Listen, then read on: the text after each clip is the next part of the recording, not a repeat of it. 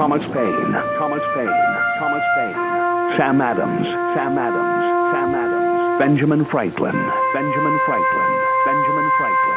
These men spoke up for what they thought was right. From their courage came such documents as the Declaration of Independence and the Constitution of the United States. From their willingness to speak what was sometimes unpopular but right, we enjoy such liberties as freedom of speech, the right to keep and bear arms, and freedom of religion. There are those who still wish to oppress our freedoms, and there are still patriots willing to stand up and defend life, liberty, and the pursuit of happiness. Men like Zeb Bell, who honor our founding fathers and what they stood for. It's now time for Zeb at the Ranch, speaking up and defending your freedoms. Brought to you by Magic Valley Les Schwab Tire Centers and all of the other great advertisers on the program. And now, Zeb Bell. It is time now for, and listen carefully, puns for educated minds. How does Moses make his tea? He brews it. You get it? A cartoonist was found dead in his home. Details are sketchy. He used to be a banker, but then he lost interest. And my all-time favorite, haunted French pancakes give people the crepes. Good morning, everybody. Zeb at the Ranch. Have a good day on a Wednesday. Here comes Kate Smith and God Bless America. Followed by a Patriot with our Pledge of Allegiance. Kind of cloudy out there. Supposed to be a nice day.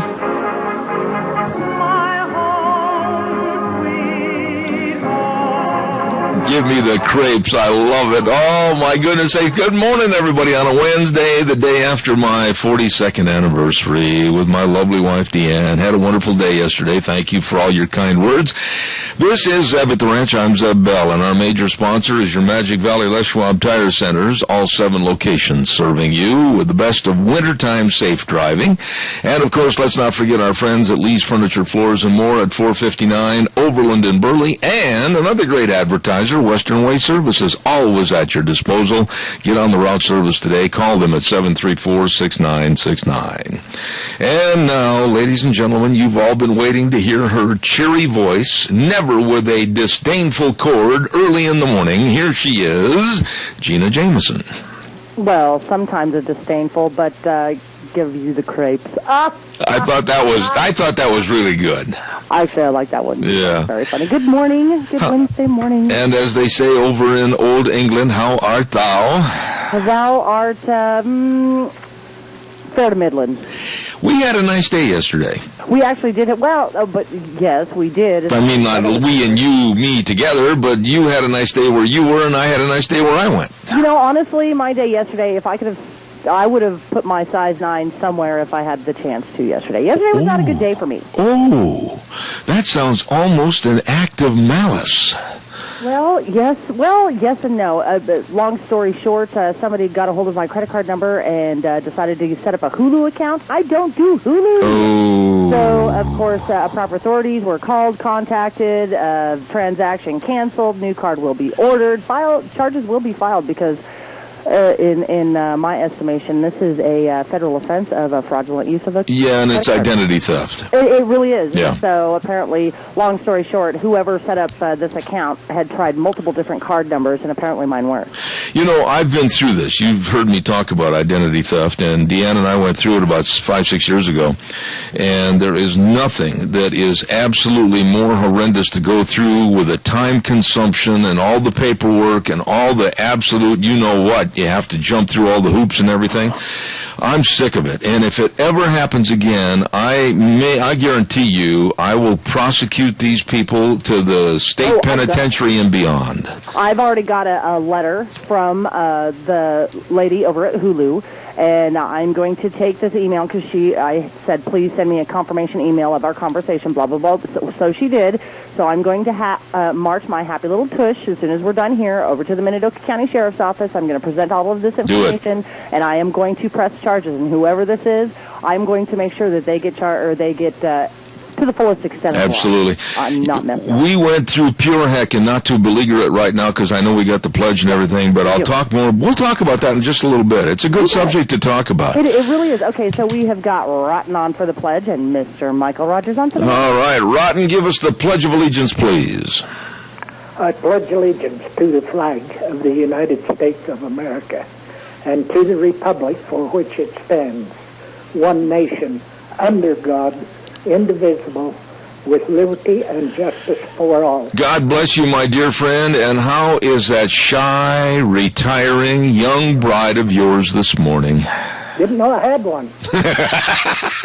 You are a dangerous man. You're in trouble now. Thanks. Appreciate you. Thank you much. All right, ladies and gentlemen, time now for the weather, and it's brought to us by our dear friend, Mr. MichaelRogersWeather.com. Good morning, Michael. Good morning. 43 degrees, fall day. Not a bad day. Got a few clouds around, but right now you don't have to worry about anything coming out of the clouds, although this is the Magic Valley and weather can't read. But other than that, we're looking for a sunny cloud kind of a day. 61 for the high, 43 for the overnight low. Now, as we work our way toward the weekend, we'll still see sunny clouds, but temperatures are going to get cooler. We'll be in the low 50s by the time we get to Friday, Saturday, and possibly Sunday. But other than that, I'm going to leave you and come back at about 10 o'clock and talk about things I do while I drive this truck, and I'm not doing the weather. So I look forward to it. Enjoy the day. Enjoy the weather. It's the only weather you got. Thank you, Michael. We'll talk to you a little bit later. Michael's going to be one of our featured segments this morning at about 10:06. Ramsey Heating and Electric at 2600 Overland Avenue in Burley. The number to call, 678-0459. They're open 7:30 in the morning, and they've got all your furnace filters. Yes, it is time, if you haven't already, to change your furnace filters. That's right. Bad weather, cooler weather on the way, and you need to get the good quality furnace filters, not the cheap ones. You can buy them by the box and save 10% right there at Ramsey Heating and Electric. Always serving you with the best, and believe me, nice people that really care, where they provide warm winters and cool summers. Ramsey Heating and Electric, 2600 Overland Avenue in Burley. And real fast, before we take our next call, I want to remind everybody that over at Valleywide Home and Ranch, they're going to have a kind of a fun deal going on over there Saturday from 11 to 2.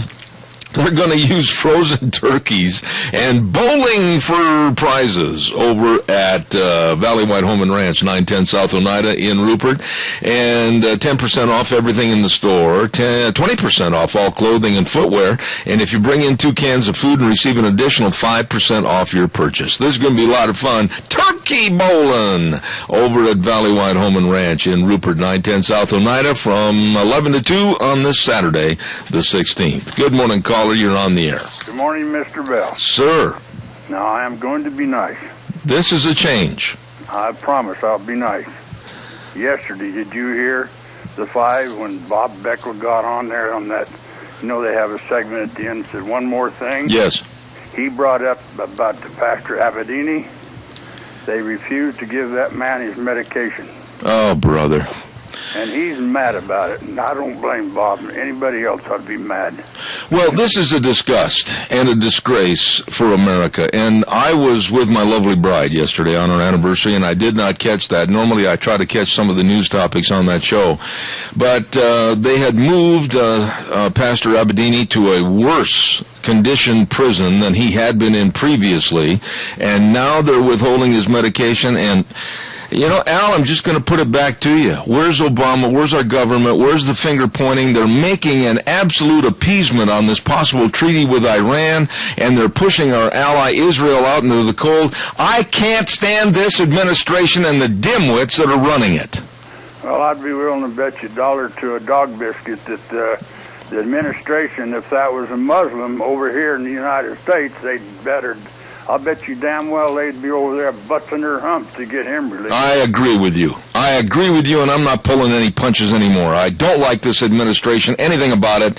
John Kerry has the combined IQ of a bicycle spoke, and for a Secretary of State, I think he's nothing more than a puppet, and being played very well, by the way. Right. Anyway, I told you I'd be good, so have a good day, Mr. Now that you've upset me, you're going to run away.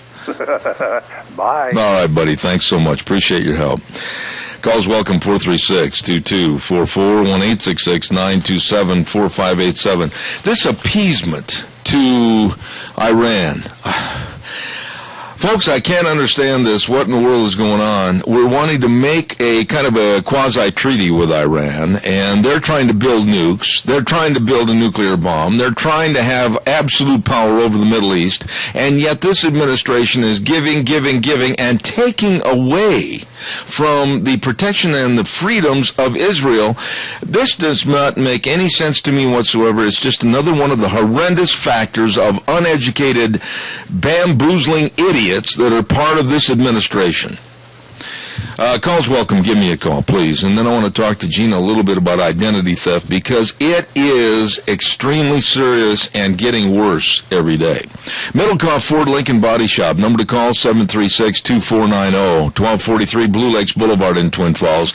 If you've had an accident, a fender bender, or whatever, and you need to have a little bit of regrouping on the cosmetics of your vehicle, these folks are the best. They strive to make your vehicle repairs undetectable, and I know firsthand experience, they can and they will. They're excellent. Middlecoff Ford Lincoln Body Shop. Number to call, 736-2490. Tell them I told you. 1243 Blue Lakes Boulevard in Twin Falls. Absolutely the best. Gina, I'm glad you had, and I hope, a chance to nip this in the bud before it went too far.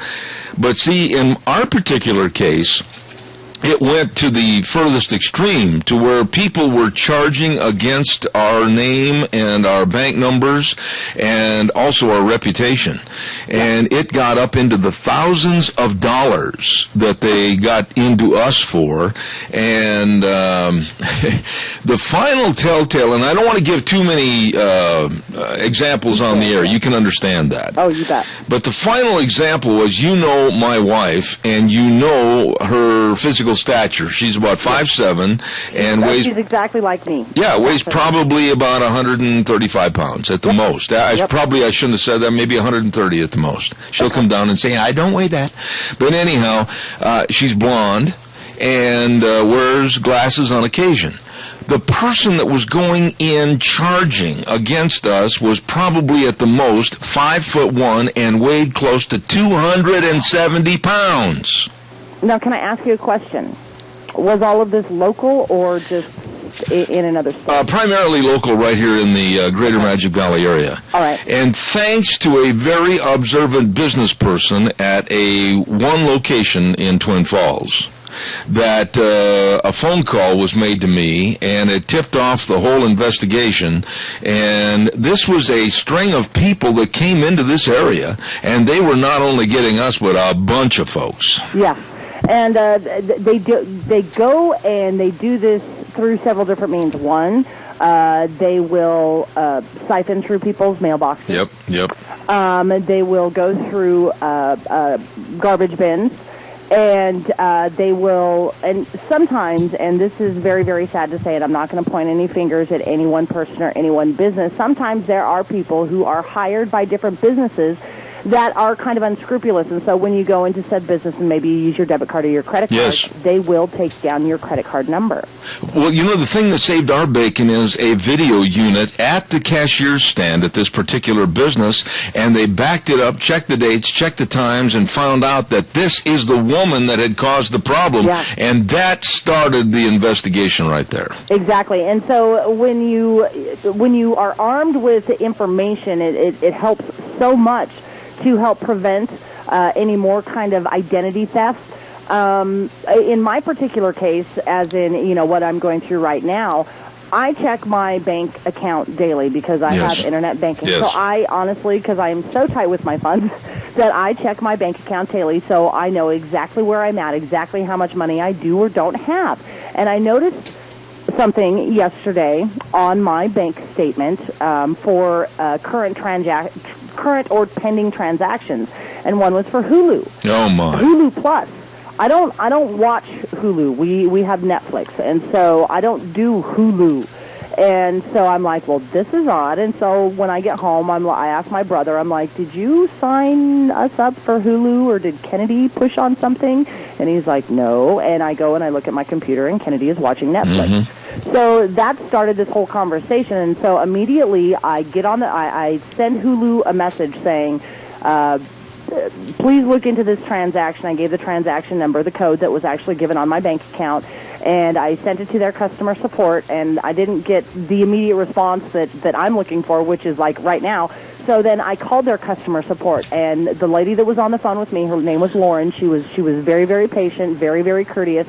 And but we went through this whole process, and come to find out, she would not give me the person or person's name. Oh, boy. Because of legal and privacy issues. I understand that. Yeah. However, I told her, I said, look, I did not do this. This is not I did not initiate this. So I would like this information, because under federal statute, this is fraudulent activity of a transaction card. And since it is somebody that I don't know and it's on the internet, this automatically qualifies for federal charges. Absolutely. So she sent me an email confirming the entire conversation that her and I had. I am going to go down to the Minidoka County Sheriff's Office, because I think this is more of a county issue than a city issue. True. So I'm going to go down to the Minidoka County Sheriff's Office. I am going to submit all of this information. They can contact Hulu, and Hulu will give them the name and all of the information of the person. But don't weaken. Do not weaken for tears and cries and whimpering. Go after these people, because these kind of people absolutely need to be prosecuted. And folks, I'm telling you, the telephone is your worst enemy. And I mean that. You might have a very innocuous call come into your home at night, and somebody might say something or ask you something that you think is completely the furthest thing from any important information. Don't give people anything on the phone. And I know I'm going to be hurting some groups like this, but if somebody calls and they want to solicit a check from you from some organization, and they might ask you some questions or something, take the receiver and hang up the phone. I get adamant. Deanna and I've had some harsh words over this on occasion. I told her, I said, I don't care what the circumstance is or who they say they are and represent. Hang up the phone. Exactly. There are scams going around where people will call up and pretend to be your grandchild and say, oh, I'm in jail, or I'm sick, can you please send me money?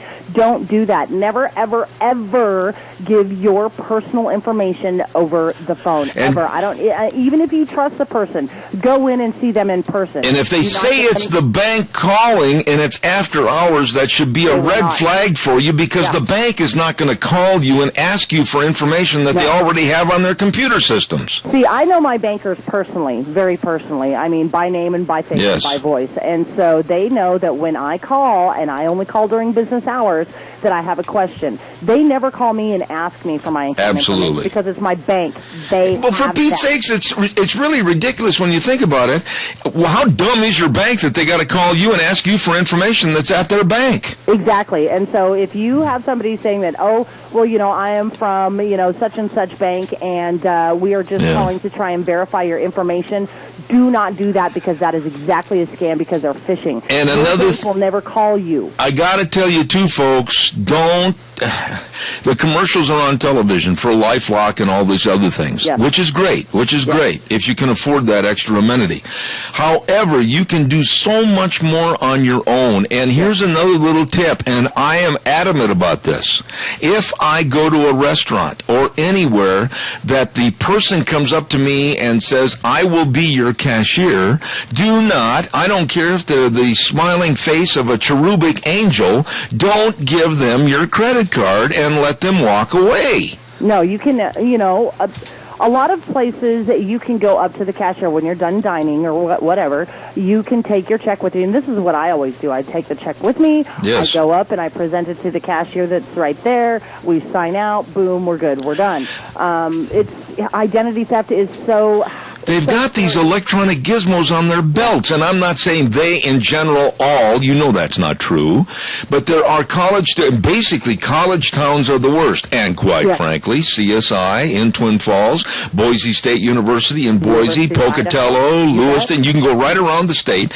They are the predominant big issues of where these kids have learned, hey, I can have one of these little scammers on my belt, and I'll take the credit card up, and I'm living the high life. Well, and one thing that people need to be aware of is internet hackers. Absolutely. I think this is probably where my issue is coming from. Now, I do have a PayPal account that I've never used. It's set up, it's ready to go, but I've never used it, and I did check it, no transactions on that. What people are doing is they can hack into your computer without you knowing and garner that personal information. So make sure that when you set up your passwords, set up a difficult password. And I'll tell you something else. Go ahead. I want to just mention this quickly because I'm late. I got to get a commercial in here in a break. But I just want to say this, and I, for one, will not do this again. I learned my lesson.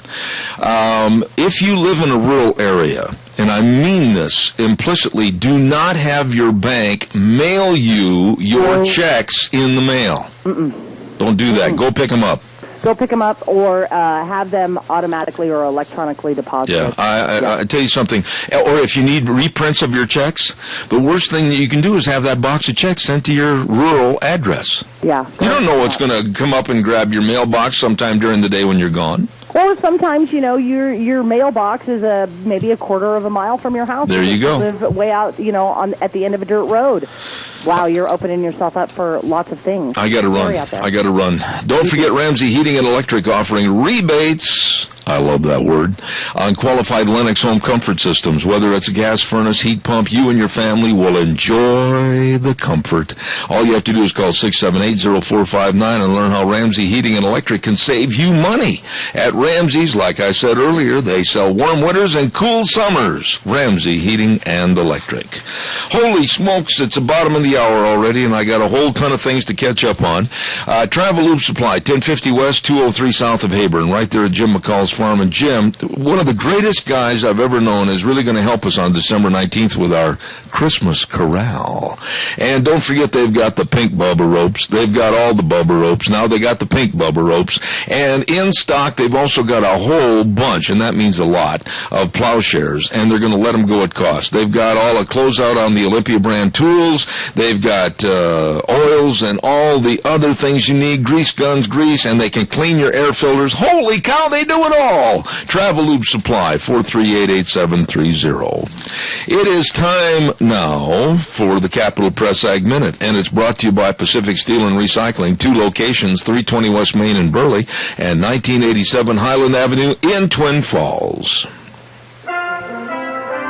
Today's Ag Minute brought to you by the Capital Press, the West Ag Weekly. Wheat farmers from around the Pacific Northwest converge on Spokane this week for the grain industry's annual Tri-State Convention. Starting Wednesday, growers from Washington, Idaho, and Oregon are meeting on topics ranging from the outlook for genetically modified grains to the search for new tests to gauge the quality of wheat. They'll also get a briefing and long-range forecast from weather expert Art Douglas and hear from top industry representatives and federal agency officials on the latest developments in Washington, D.C. and how they affect agriculture. The individual state groups will also have their individual membership meetings. The convention is at the historic Davenport Hotel. For the Capital Press Ag Minute, this is Brandon Tenner. For more agriculture news and information, turn to the West Ag Weekly, the Capital Press, and CapitalPress.com. Let's not forget our dear friends at Pacific Steel and Recycling, and I know they listen every morning, and they're wanting me to tell you that they're having a canned food drive this month in November. All you have to do is bring in 2 cans of food and receive 10 cents more per pound and $20 per ton more for iron and tin. You better believe it. So you check it out today and stop in for all your recycling. And don't forget, all the proceeds are going to go to the Helping Hands. Thank you very much. Pacific Steel and Recycling, 320 West Main in Burley and 1987 Highland Avenue East in Twin Falls. All right, calls are welcome and appreciated. Gina, how's the line sounding? For some reason, it sounds really hollow to me this morning. Actually, it sounds really good on mine. Okay, well, good. Then you're the boss, all right? You know, one quick note about identity theft. No matter where you go or what you do, always think on the defensive as far as your identity is concerned. Whether you're writing a check out, make sure that nobody's standing around your shoulders, looking down at your checkbook, or standing behind you. I can't urge people enough to be very, very cautious of everything you do. And at the gas pumps, if you use a credit card, make sure that you hit after the transaction is over and you've got your receipt. Make sure you hit cancel. Don't leave that account open for any way, shape, or form. The television commercial and advertisement showing somebody coming up with a key to open those up quickly and get the last number, it happens. I just think that you've got to go out there in the world today and be on the defensive 24/7, 365. There are bad people out there that want to take everything they can from you. Caller, good morning. You're on the air. Good morning. I appreciate you bringing this up. It's amazing that people aren't paying attention. But I recently went into a store where I've been not a fan of these companies that require you to sign up with their membership cards to get better prices on stuff in their stores. That's been frustrating to me for a long time. And I've finally, one of the companies that I work with quit doing that because I hated going in and they ask for your phone number if you don't have your card with you. Yeah. Yeah. And then I hate hacking their cards, and I hate giving my phone number out in front of all the people around. If you know me, you can look me up in the phone book, but if you don't, I don't think I should have to tell you that. And it put me in an unusual predicament recently when I went to get a refund on an item that I had purchased. And I went in, and they said, "Do you have their terms of the refund were pretty simple. They give cash back if you're not satisfied.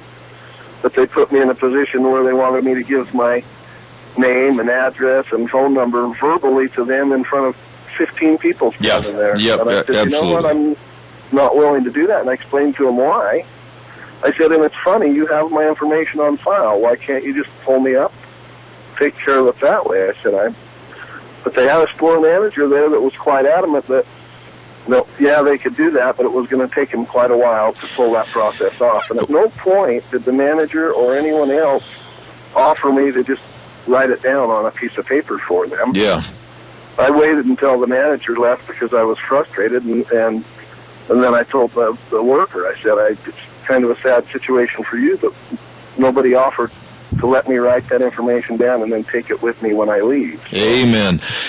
Caution is the word. And one other thing that I think you and I both need to visit about briefly is many times and circumstances will prevail themselves either on the phone or maybe at a public place or whatever where they may ask you for your Social Security number. Right then and there, that throws a kind of a black cross up in front of my eyes, and I say, you want it? I'll write it down if you need it implicitly, but I will not give it to you verbally. I am in agreement with you completely. It's interesting how lackadaisical sometimes some of us seem to get on situations like that. Well, once you've been through this identity theft, and we had to change our checking accounts, we had to change our credit cards, we had to change everything, believe me, it's time-consuming, and above all, it costs money to make sure that you're protected from these bad guys. And I hope, and I mean this, I hope Gina goes after these people. I don't care if it's a crying, withering mother of 16 kids. Go after them, because you cannot waste any time on this without making these people be punished. You have to punish these people. I agree with you completely, and like I said, thanks to you pointing that out, and unfortunately I've been a victim of it too, so it's very common. It's not an uncommon situation, so like you said, we all need to be paying a little bit better attention and protecting ourselves and putting these businesses and people in their places just like we have to. It's unfortunate what we have to. Amen. But I actually went so far as the companies that want that as access information to my accounts, I've requested absolutely not. Let's make up a PIN number. Yeah. And that information does not need to be out there for accessible or anything in that. Let me ask you real quick, do you do a lot of going to restaurants, etc., with like business people, clientele, etc.? I do, and I try and take cash just because of what we've talked about. Yeah. I'm really untrusting of people because I've had my identity stolen that way, and and I had to learn the hard way. So I try and pay cash. It frustrates me that they'd rather have your cards and your stuff than your cash, and that's frustrating as well. It's there's places that require. But I've been to places where they want to charge you a cash fee to take your cash. Yeah. I don't know if you've ever ran into that. I have, and I'll tell you what, I have not frequented the door of that establishment since. Very, very silly. Yeah. Just very, very silly. The fact, I appreciate your show and the things you do, because it's wonderful to be able to be on your show and say, in God we trust, and we do trust in God, and if we don't, then we've got to rethink some things. All right. Well, sir, to you and your family, God's blessings. I know it's frustrating on our information and identity and information about us, given that we just recently I read the new terms sent out by a company I do business with on my information, and federal laws have been enacted that give them more authority to use our information than we have to stop them from using our information. Yeah, that's true. Just flat ridiculous. Sir, I appreciate your call. God's blessings to you and your family, especially this time of the year. Thank you so much. Same to you. Thanks. Thank you. Thank you. I tell you what, I'm just adamant. I think people that would stoop to these levels of stealing identities and what we had to go through, and it amounted into the thousands and thousands of dollars, as a matter of fact. Go get them. Sick the German shepherds on them. Go after them. Oh, I'm gonna. Don't weaken on this at all. I've got to get some other stories in here. By the way, the question I want to put out to everybody this morning in this last 20 minutes or so of this program, just how bad is Obamacare? And yesterday when we got home, I started going through the tons and tons of email. I get about 200 emails a day.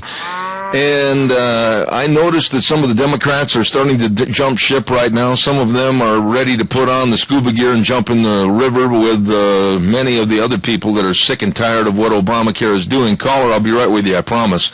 Even Dianne Feinstein said she may even back a Republican bill for Americans to keep their insurance plans, as it was stated by Obama. And also, yesterday, and he doesn't look good at all. Boy, I mean, on television yesterday, I saw former President Bill Clinton. Holy smokes, Bill looks like he's been rode hard and put up wet. He said, and quite frankly, it was a chastisement against Obama. He said that people should be able to keep their insurance plans as the president had indicated. Caller, good morning. You're on the air. Good morning, Zeb. I heard this morning on the news, too, that they said there is over 500 fraudulent websites on Obamacare out there. Oh, yes, so there are. You get on to sign on and you find one that works, it's not the right one. Doug, when you look at the situation with this Obamacare, whether it's not being able to get on the website and register for the insurance or get the information, what's one of the first things that people have found when they did get on the website? They had to fill in the information before they even got the prices. Exactly. The website's built backwards to deceive. Absolutely. And I'm telling you, this whole thing just reeks of taking away people's privacy and putting us all like a nation of sheep. Fortunately, we are not going to be involved in Obamacare. I'm not going to have anything to do with it, except, damn it, every time I get a chance on this radio program. And I think I feel such a strong sense of urgency to do all I can on this program to fight it and have it repealed, run it in the dirt, run it over with a manure spreader, cover it up with what it is. And I just absolutely hate what this administration is doing to people. I had a chance to talk to somebody the other day that's losing their insurance, and they liked their plan. They were very happy with their plan, and they're in turmoil because they've got physical problems in the family. This is disgusting. It is. It truly is. And personally, my feelings is we need to contact our representatives in that and tell them, say, no deal on Obamacare. Don't fix it.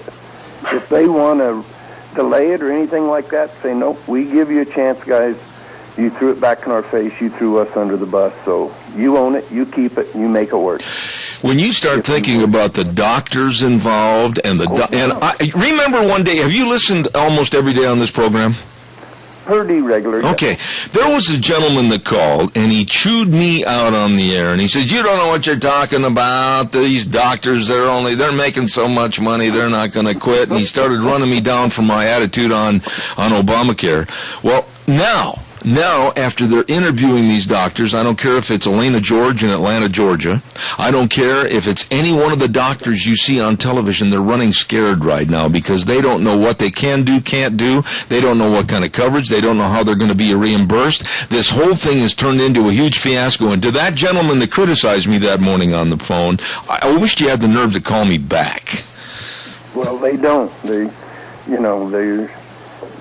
can't argue with facts. And that's terrible. My sister was a doctor, as you know. My one just younger than me. Yes. And she made a living, but she done it because she loved what she was doing. She done it because she could help people. She done more free service to individuals than you and I could ever do. The Hippocratic Oath really was something and meant something to her. Yes, exactly. Yeah. It did, and I know numerous occasions where she took in patients that were really stressed and stretched and strapped, and couldn't afford anything, and gave them top-notch service and covered the hospital bill for them. Oh, yeah. The old adage of serving people, there still are doctors out there like that. And I have been blessed and found doctors like this. But I got to go and do a commercial, but I just want to leave you with this thought. When you start seeing the rats on the Titanic run to the tip of the ship that's still up in the air and start saying, boy, this was a bad deal hitting this iceberg, when you hear people like Kirsten Powers is an avowed pro-democratic strategist, and she was so mad yesterday on television at Obama and Obamacare because she personally is losing her own health plan that she liked and she wanted to keep, and it's getting canceled, and here's a Democratic strategist that was really blasting Obama. Yes, yeah, and I personally feel it's our time to just, you guys pushed it through. You wanted it. Either repeal it. It's your guys' anchor. There you Hang go. on to it. There you go. Appreciate your call as always. Thank you very much. Have a good day. I want to stress to everybody, and we're getting them in, but not as fast as I like. I'm going to be very honest with you. I thought we would have literally hundreds and hundreds of little paragraphs, what Thanksgiving means to you. We put a lot of time and effort into lining up these turkeys and lining up the sponsors. We're going to be giving away some turkeys for Thanksgiving, and I thought, well, come on, everybody would be more than happy to win a turkey. What's Thanksgiving means to you? All you have to do is send a little paragraph to me, ZebAtTheRanch at hotmail.com, ZebAtTheRanch @hotmail.com, ZebAtTheRanch at hotmail.com, and you might be the lucky winner of one of our Thanksgiving turkeys, sponsored by Smith's Food King, myself, Zeb at the Ranch, Ramsey Heating and Electric, great folks, along with our dear friends at Valleywide Home and Ranch. Caller, good morning. You're on the air. Okay, Zeb, right now there are people that are trying to sign up for Obamacare either because they didn't have any insurance or their other insurance got canceled. Right now there are people who are sick and getting injured who are going to not be covered because they can't sign up. That's right. So the lawsuits that will be it's going to be, we just do not realize we can't even sign up for it, let alone think of all the troubles we're going to have because we were supposed to have been covered, but we weren't. The doctor needs to be paid, but he hasn't. The payment needs to be made for the patient. This kind of unbelievable, massive, amount of paperwork, so to speak, is just going to, they can't even figure it out now. Now, you get the feeling that they literally were so arrogant, cavalier, that they thought, this isn't going to be anything, and this is going to, it's like the way they run the country, they couldn't really care less and it just amazes me. You know, I tell you what, Randy, I'm going to interrupt you right there. I'm going to interrupt you because I want to insert a point. I said yesterday to Julia Seymour with the Media Research Center back in Washington, D.C., and I'm going to stand behind this, and if you want to tear it apart or make fun of my statement, go ahead, like many people have.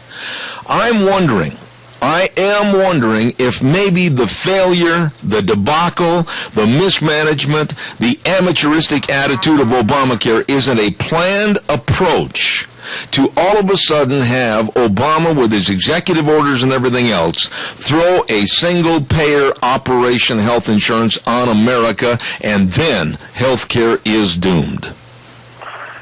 Even at this point, they wouldn't be able to handle it. They can't even handle what they've got.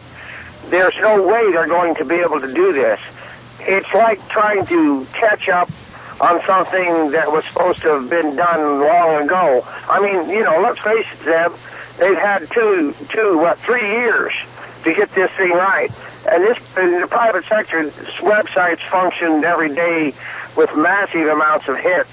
Well, so this thing, I don't know. I don't think that they will be able to get away with that because, like I said yesterday, healthcare is a private matter. When you're sitting there on the table and you're talking to your doctor, this is not something that people care to share. That's with right. Anybody. And not that they're going to, but you see, in certain ways they will, because there's so much intervention in our lives. It's because of this plan wasn't good enough, so they threw it out and raised up the better plan. You know what I'm saying? Big Brother is watching and knowing all about you. Randy, I got another call and I got a commercial break. God bless you, man. Caller number 2, stay on the line. Stay on the line because I'm going to do a weather forecast real quick and I'll be right to your call. I value and appreciate it. Thank you. Weather this hour is brought to you by Quality's Electronics, 1730 Kimberly Road in Twin Falls. Was in there last night. Talked to Steve and everybody else in there. Had a great meeting with them. Boy, they've got TVs. They've got TVs all over the place and they've got exactly what you're looking for with increased factory instant rebates right now on Sony and Samsung. Let me say that again without biting my tongue. Samsung, there we go. Quality's Electronics, 1730 Kimberly Road in Twin Falls. You stop in and see them today. Here's Michael with the weather.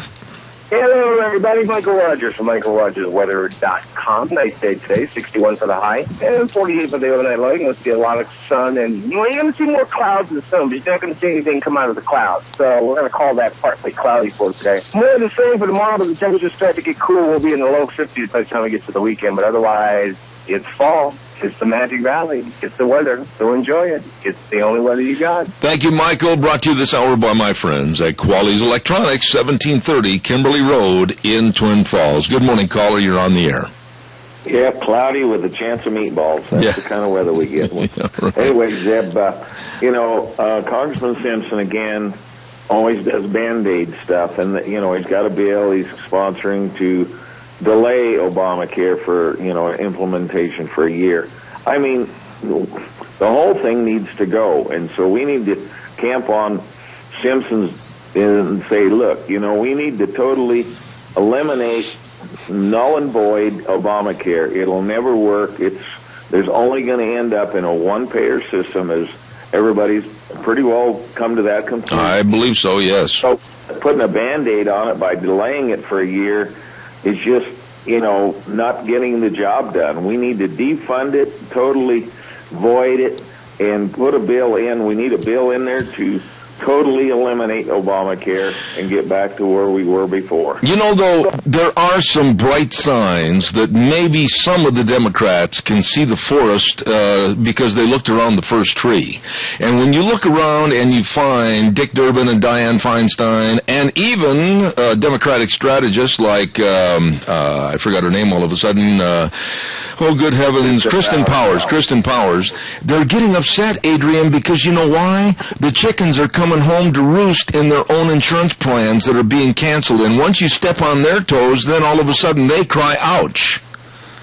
Right. It's funny how that's, I can hardly handle that Powers gal. I mean, she gets on there and been defending, the undefendable. But, now that the chickens have come home to roost, But, you know, look at the number of people, as you just pointed out, that are being affected right now that have severe medical situations that are going to end up being bankrupted by it all because the carriers, the doctors are opting out, and they're not going to participate. So the whole thing needs to be totally repealed, and so we need to get hold of Simpson, say, reword that bill, and just say, we don't want just to delay it for a year. We want to delay it forever. Amen. Adrian, appreciate your call as always. Have a great day, sir. Thank you so much. Thanks. Bye. I agree. And I said a long time ago, and I'm going to go through some of these archives that I have with my great computer guru, John Ellis, and we're going to find some of the old quotes on this program, etc. I said a year ago, when Mike Crapo was on the phone with us many, many times, and Mike did stand up, and he hated Obamacare from the get-go. He did. Mike Crapo did. And we're going to go back and get these old quotes because a lot of what we were worried about over a year ago are coming to fruition right now.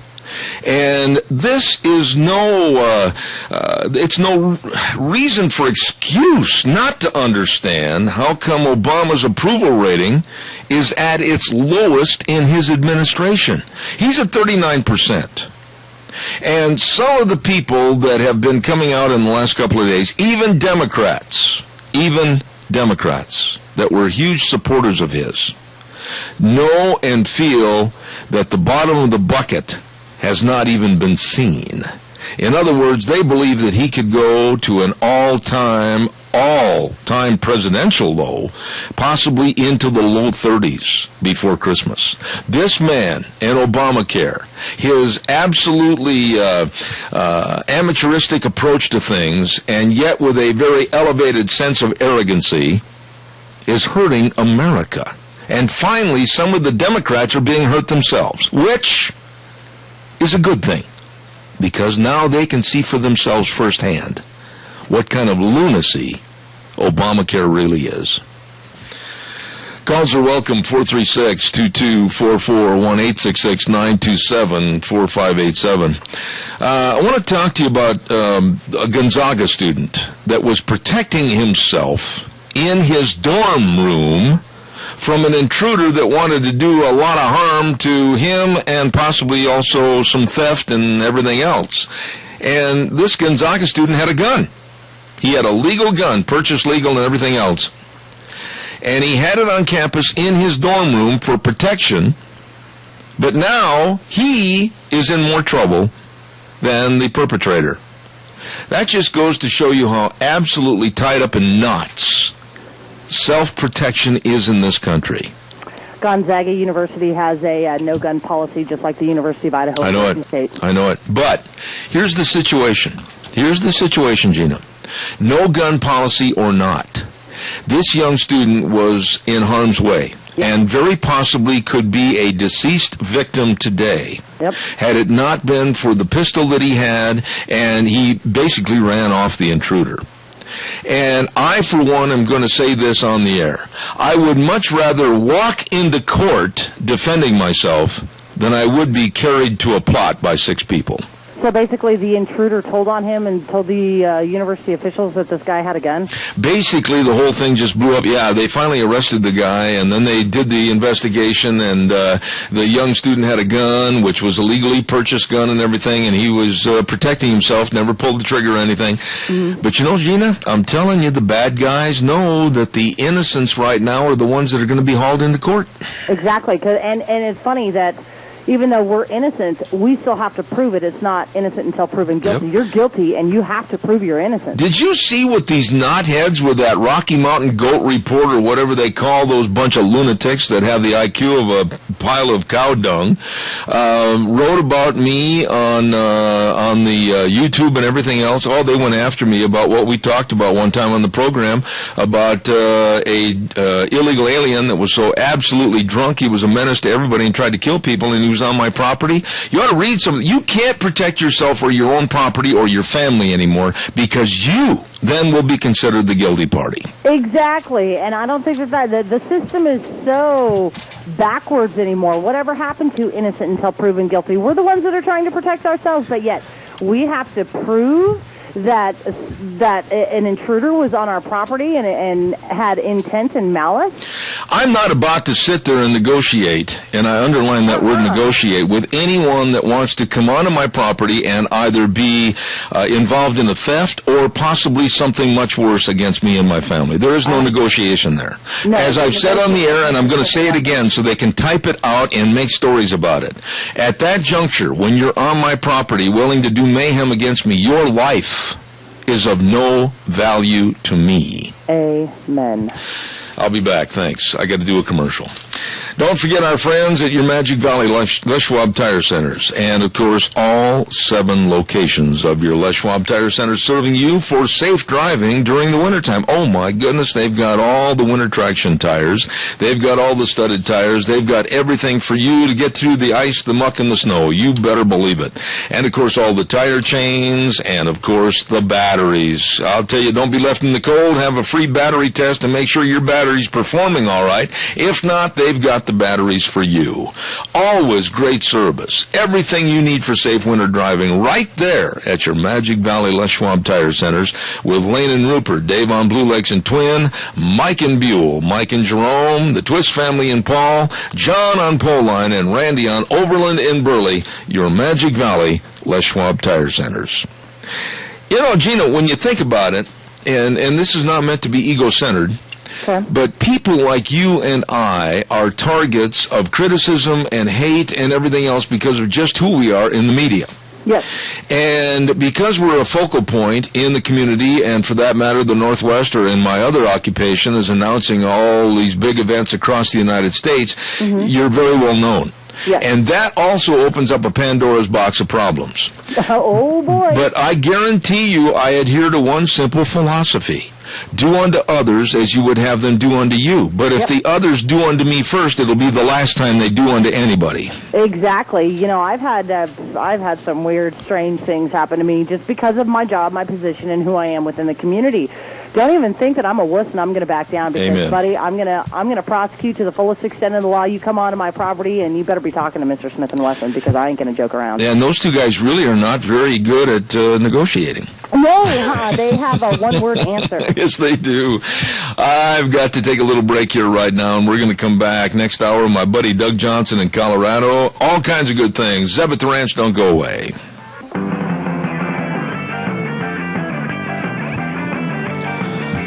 Oh my, here we are, back in the saddle for hour number 2. Zeb at the Ranch. I'm Zeb Bell. Good morning. Good morning.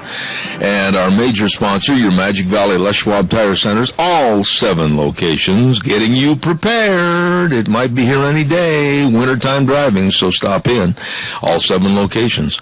Along with some of our great advertisers, and they are, of course, Lee's Furniture, Floors, and More, 459 Overland in Burley, and our friends at Western Waste Services.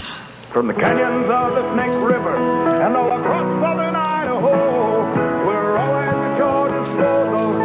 Western Waste Services, we care about our community, our resources, and this great land. Western Waste Services is lending a hand, always at your disposal. Western Waste Services. Well, I'll tell you what, garbage is always a problem, and, you know, it stacks up really fast, and it's hard to get rid of sometimes. Well, it's not hard to get rid of because I know the people that can serve you.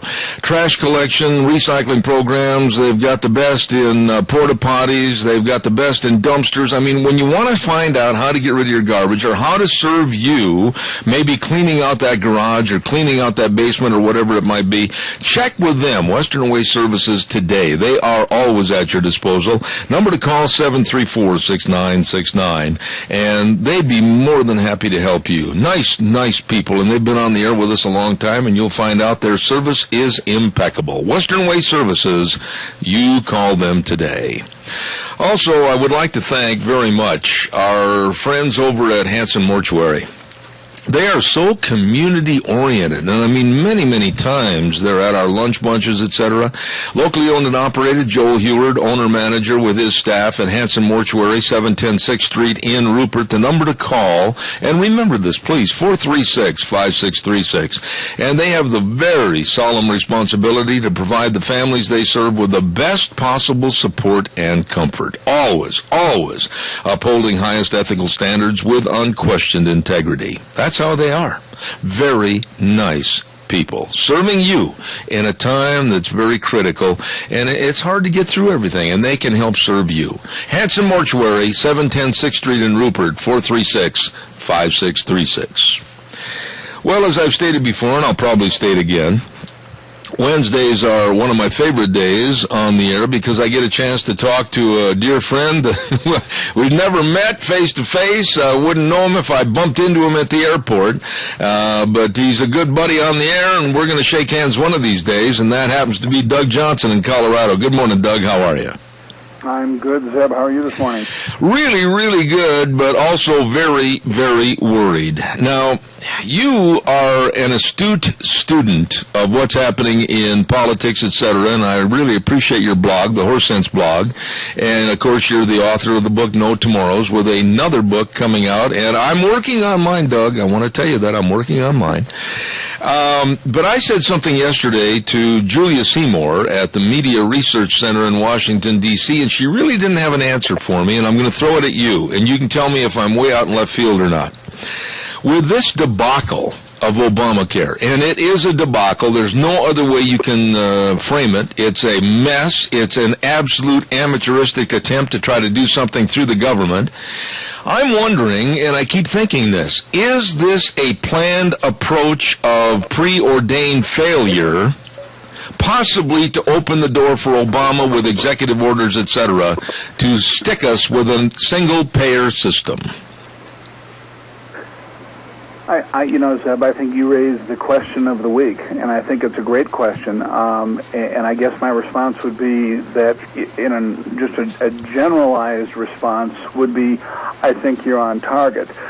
Getting a little more specific, which I'm sure you'd probably agree with, is he may not do it through executive order, and this may not have been planned, but they're not going to let this crisis go to waste. I think it is the situation, however it came to be, planned or not, has set them up now so they can move us faster towards single payer, and I think they will take advantage of that. And I think they want people to feel pain, because when the people feel pain and start crying out, they'll be ready to accept any solution. And at that point, Obama can step up and say, the only way we can fix this is to get these terrible insurance companies out of the way, and the government will just handle it. And people will be foolish enough to believe it, because people never seem to remember that the government doesn't do anything right. And so I think you're on the right path with your thought. Doug, when you look at this situation, Dianne Feinstein, I mean, when she cuts her finger, it bleeds blue. She's an avowed Democrat all the way through. Dick Durbin and others, even Democratic strategist Kirsten Powers came out yesterday and really condemned Obamacare. And Feinstein had said that she may be very interested in backing a Republican bill for the Americans to keep their insurance plans. This thing is so loose. It's like a rug with cheap fabric and cheap thread. It's just falling apart, whether it's for the doctors and how they get reimbursed, whether it's the initial sign-up. Nobody can get on the program. Nobody knows how the programs are going to work at the doctor's offices or at hospitals. I'm telling you, Doug, I've never seen such a big mess.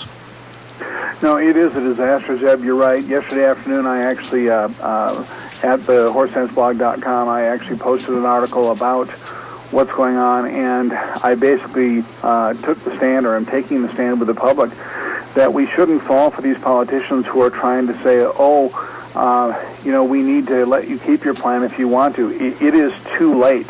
These plans have been canceled. To resurrect them is a nightmare for an insurance company. They probably cannot do it if they were even allowed to. And that all plays into it, but the politicians will then be able to claim, well, we tried to take a stand for you, we tried to let you keep your plan, we're sorry there's a problem, but we tried. And if voters are dumb enough to fall for that, this is simply an election campaign move.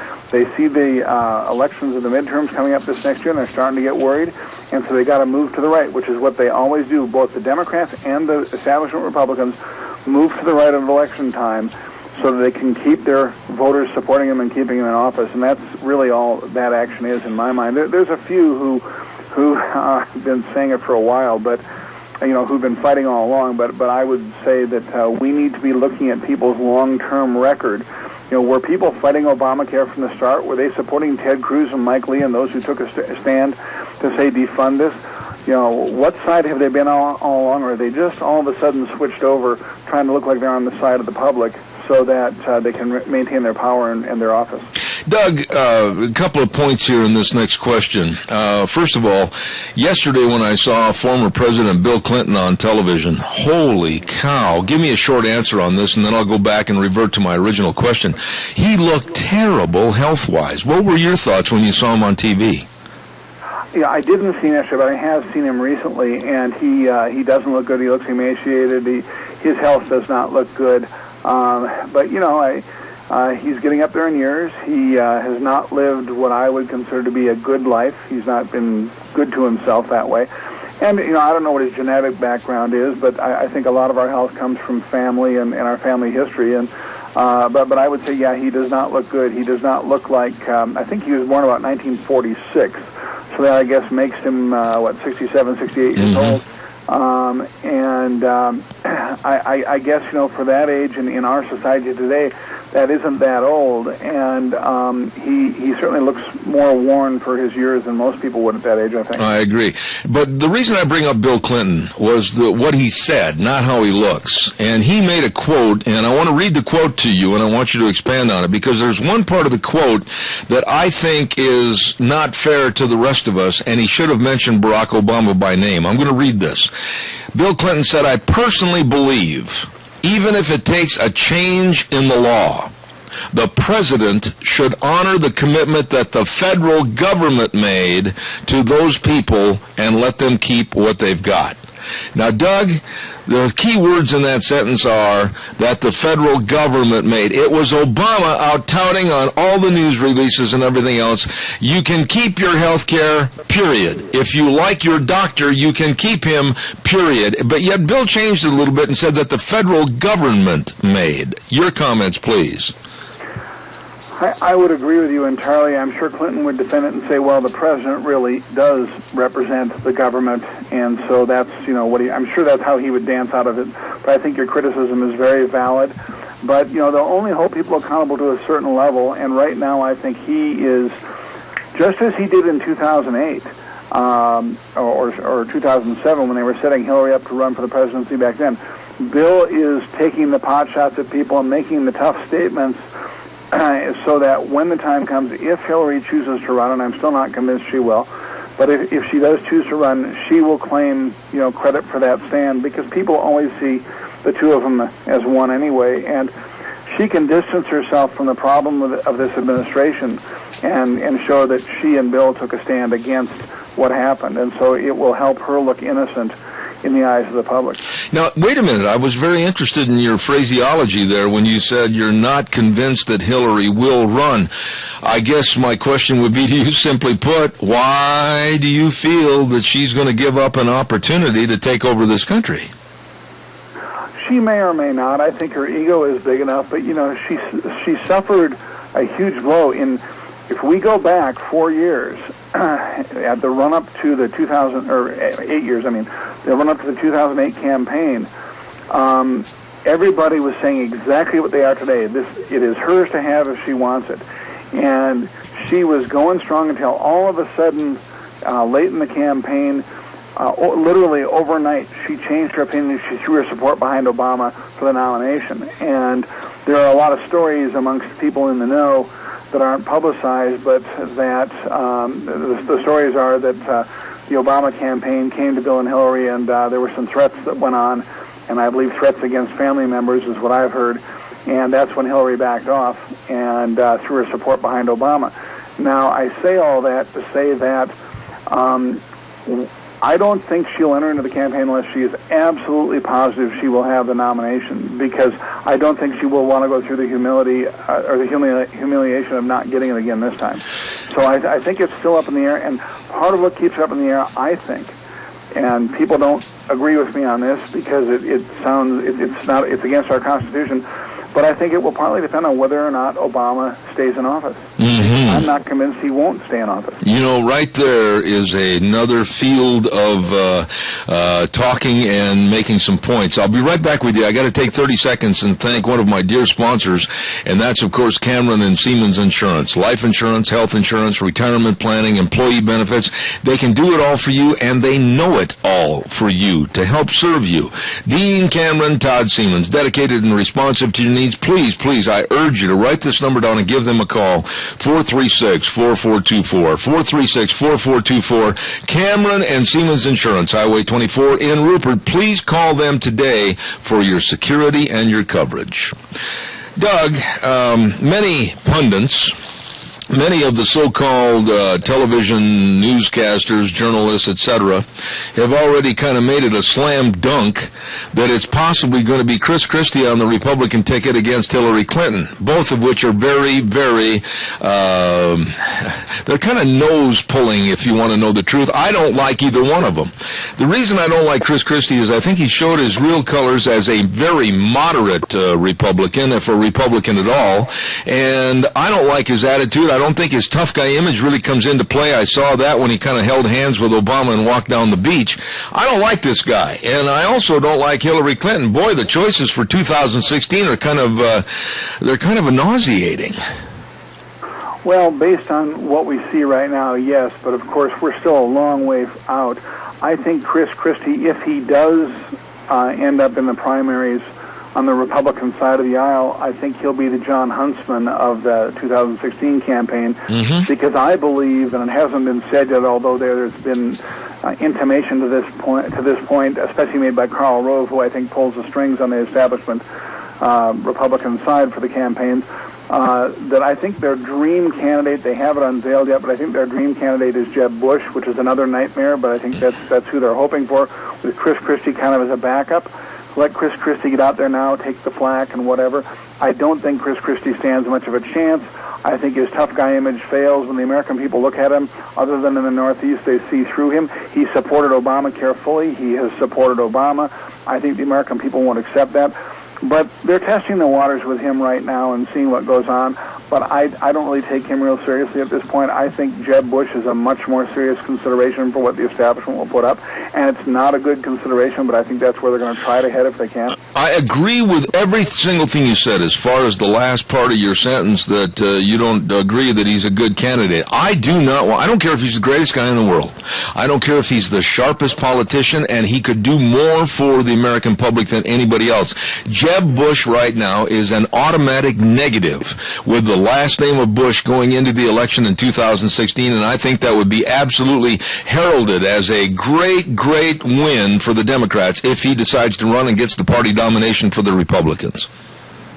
Well, absolutely, and I think what the key is to watch, this is what happened last time, is watch who the Democrats start saying, oh, this would be the toughest candidate to beat, just like they did with Mitt Romney. Yes. Because when they do that, that will tell you who is the easiest to beat, and the establishment Republicans are too stupid to understand that means you don't run that person.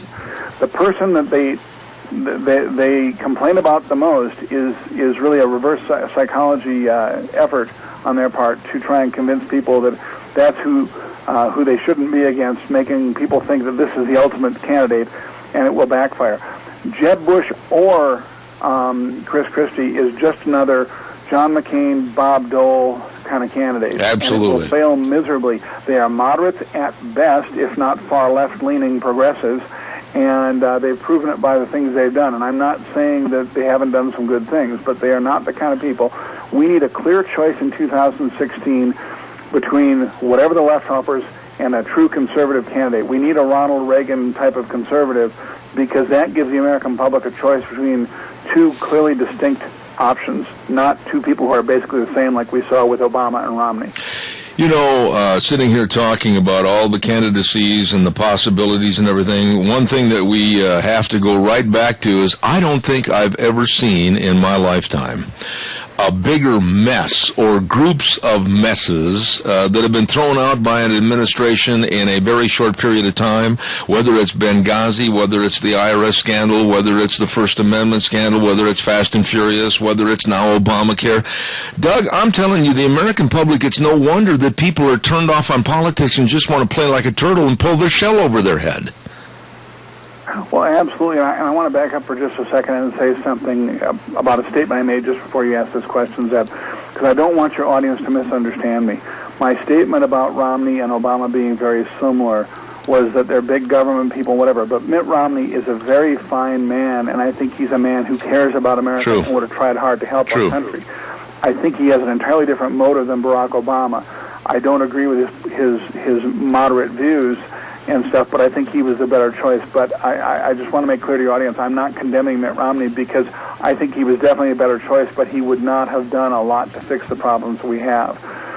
So I sorry to back up on you, but I want to make sure that was clear. No, I'm glad you did, and it's a good clarified point, but go back to what I just said. With all these messes, you can't blame America and the citizenry of America, whether they're 18 or whether there's 88, for wanting to, like I said earlier, pull the shell of a turtle over them. They're sick of all this. Oh, yeah, I mean, the natural reaction is to want to get away from it, run and hide, go on vacation, put your head in the sand, whatever term you want to use. And it's all the more reason we have to force ourselves to be involved and be educated and really take action, because our country is in trouble. And this is not one that's going to blow over if we ignore it. It's just going to get worse. We must take action. You know, Doug, there's so many things I wanted to talk to you about this morning, and one of the things that I'll have you quickly give me an answer on, and we'll maybe elaborate on it more next week, is the harassment and the denigration of religion in this country, and also within the confines of our military, with the chaplains, etc. I am absolutely sickened by what's going on for the depletion and the denigration of Christianity in America. It is not just disgusting. It is sad. My heart is torn by it, just torn up, because it's very sad. Our country was founded on a Judeo-Christian ethic and a value system. That's what is the basis of our laws in our country. And I won't get into a big thing about whether or not we're a Christian nation. I don't believe a nation can be Christian. Christians are individuals, but we were influenced heavily by Christianity, and even some of our founders. One of my ancestors, Ben Franklin, who was not a Christian, still highly respected his Christian roots, because his family was Puritan, and he was raised with that ethic, and you saw it in how hard he worked and was known for, and what he espoused. But I think it is tragic, and I think we see it. You gave a great example when you talk about the military and what's happening there. That and the purge of our leaders in our military, it's a very unnerving thing to see what's happening, and a lot of people struggle with the idea of people standing up and fighting over their religion, but if you don't fight for it, you're going to lose it in this country, and that's what's really scary. You know, I never thought that we would hear people condemn chaplains for wanting to sit down and pray with someone, or perhaps telling military personnel that you can't talk to another person about Jesus or about your faith, because that would be proselytization, and you can't do that anymore. I mean, everything seems to be going against our Bill of Rights and our freedoms. Oh, absolutely, but we have to remember this administration does not respect our Constitution, our Bill of Rights. They trash it constantly. They ignore it, and that's why I made the statement earlier about I'm not sure Obama's not going to stay in office. I think he will leave, but the fact is the way they've disregarded the Constitution, who knows what they'll do. True. And this is what we're seeing throughout our society, and this is where Americans have to fight to take their government back. Absolutely. Doug, doggone it, it goes too fast with you on the air in the morning. I just really enjoy our conversation. And by the way, how's the weather back in Colorado? Are you still enjoying kind of a mild November? Yeah, we're in the low 60s today. Oh, my. And sunny and beautiful. It's been that way. We had a little dip yesterday into the 40s. Now it's back up today. But we're at that, just a beautiful Indian summer kind of time of year. And this is my favorite time of year in the Rocky Mountains, because it's so gorgeous. I'm sure it's very similar up there as to what it is here. So this is a time of year it's hard to stay indoors because it's so pretty you want to be outside all the time. Absolutely. Doug Johnson, author, and of course has the Horse Sense blog, and the author of No Tomorrows, a real fixture on this program and a dear friend. Thank you, Doug. God blessings, and we'll see you next week. Thanks, Ed. Take Have care. a good week. Thank you, sir. Really enjoy having that man on our program. Customer Appreciation one-day sale. It's going to be tomorrow, November 14th, from 4 to 8 p.m. Get down there early. Get a good parking spot at Lee's Furniture, Floors, and More. And then when they open the doors, say, "Look out, here I come." Oh, my goodness sakes, you can enter to win recliners and tickets to Boise State and a queen mattress set, and they're going to have absolutely some super buys, like buy a sofa at $7.99, get a love seat free. Holy moly! And buy a recliner at $5.99 and get one free. Holy moly! One day only customer appreciation sale at Lee's Furniture, Floors, and More, 459 Overland in Burley. That's tomorrow, November 14th. We're going to have another segment coming up in just a few minutes, one of my favorites, and that's with Jeff Poole and our Scows CarQuest Center. We're going to be talking about automobiles, winter driving. We're going to be covering a lot of things. I learn, every time I have him on the air, I always learn something special, and I appreciate it. Really, a good old boy, Jeff Poole. We're looking forward to that. Before we get him on the air, I also want to remind you, too, about our friends over at Let's Ride. Highway 24 between Rupert and Burley, open Tuesdays through Saturdays, open at 9 a.m. to 6 p.m., and they've got all your snowmobiles. Everybody keeps looking up to the hills. Hey, there's snow up there. Let's get the snow machines. You better believe it. They've got all the 2014 models, and they've got all the 2014 model ATVs. That showroom is jam-packed with fun. Yes, sirree, all the accessories, and a great parts and service department. It's all there for you where the fun is sold. Let's Ride. Highway 24 between Rupert and Burley. Really good, folks. Once again, send me a short paragraph about what Thanksgiving means to you. That's right. And you might win a Thanksgiving Day turkey. We just had a couple come in just now. This morning, Deanne pulled them off the web.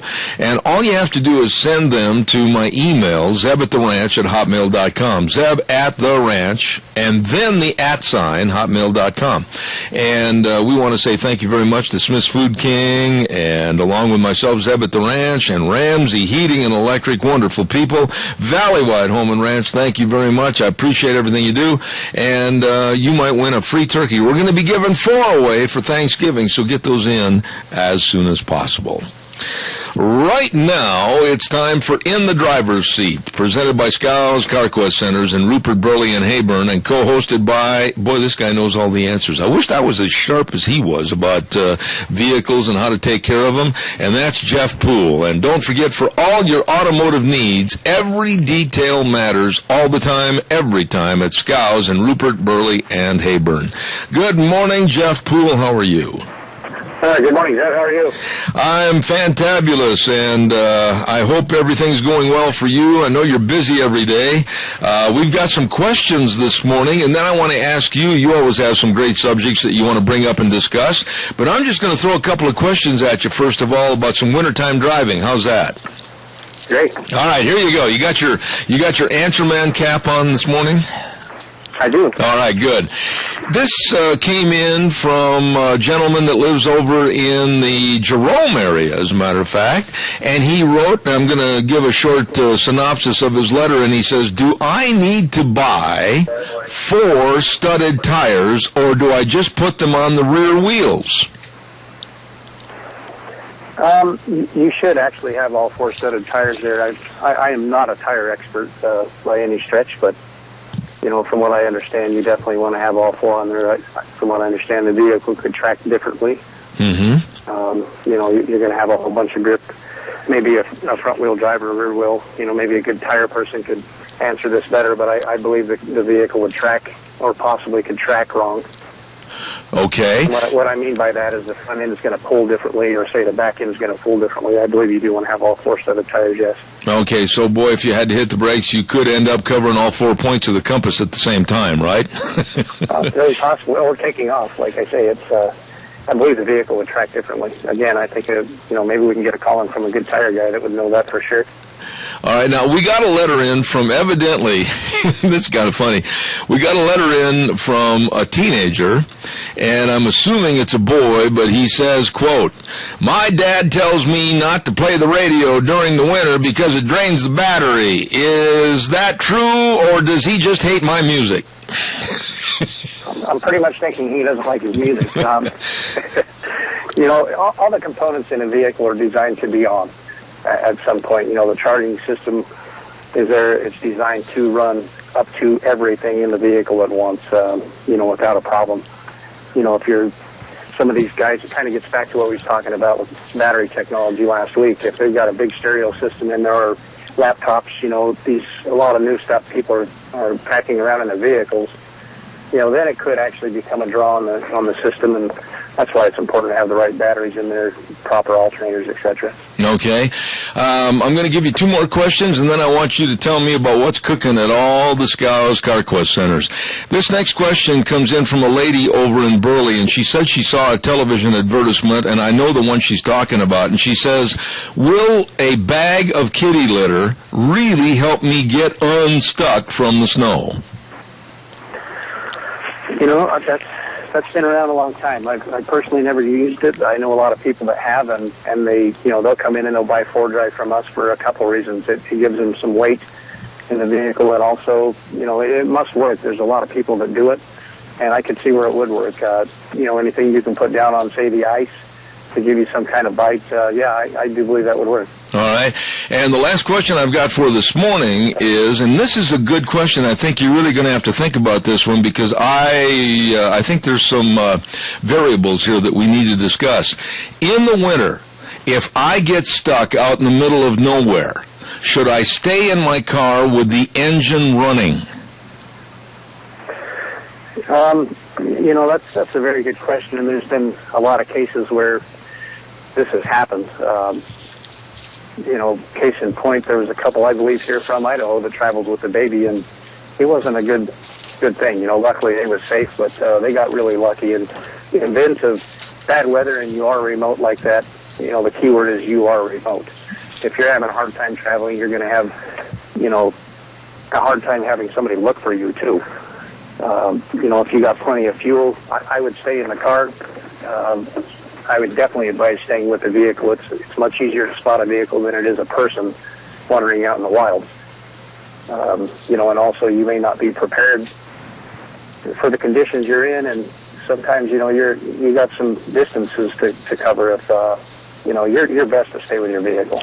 Jeff, I heard someplace, and I'm sure this is true, though, that if you're out in snowy conditions and the snow's piling up and drifting up and you happen to be stuck in the barrel pit or whatever the case might be, what about making sure that tailpipe and exhaust is not covered up with snow, and turn it off and on intermittently, but don't run all your gas out and just sit there in that vehicle and let it run all the time? What would you say to that?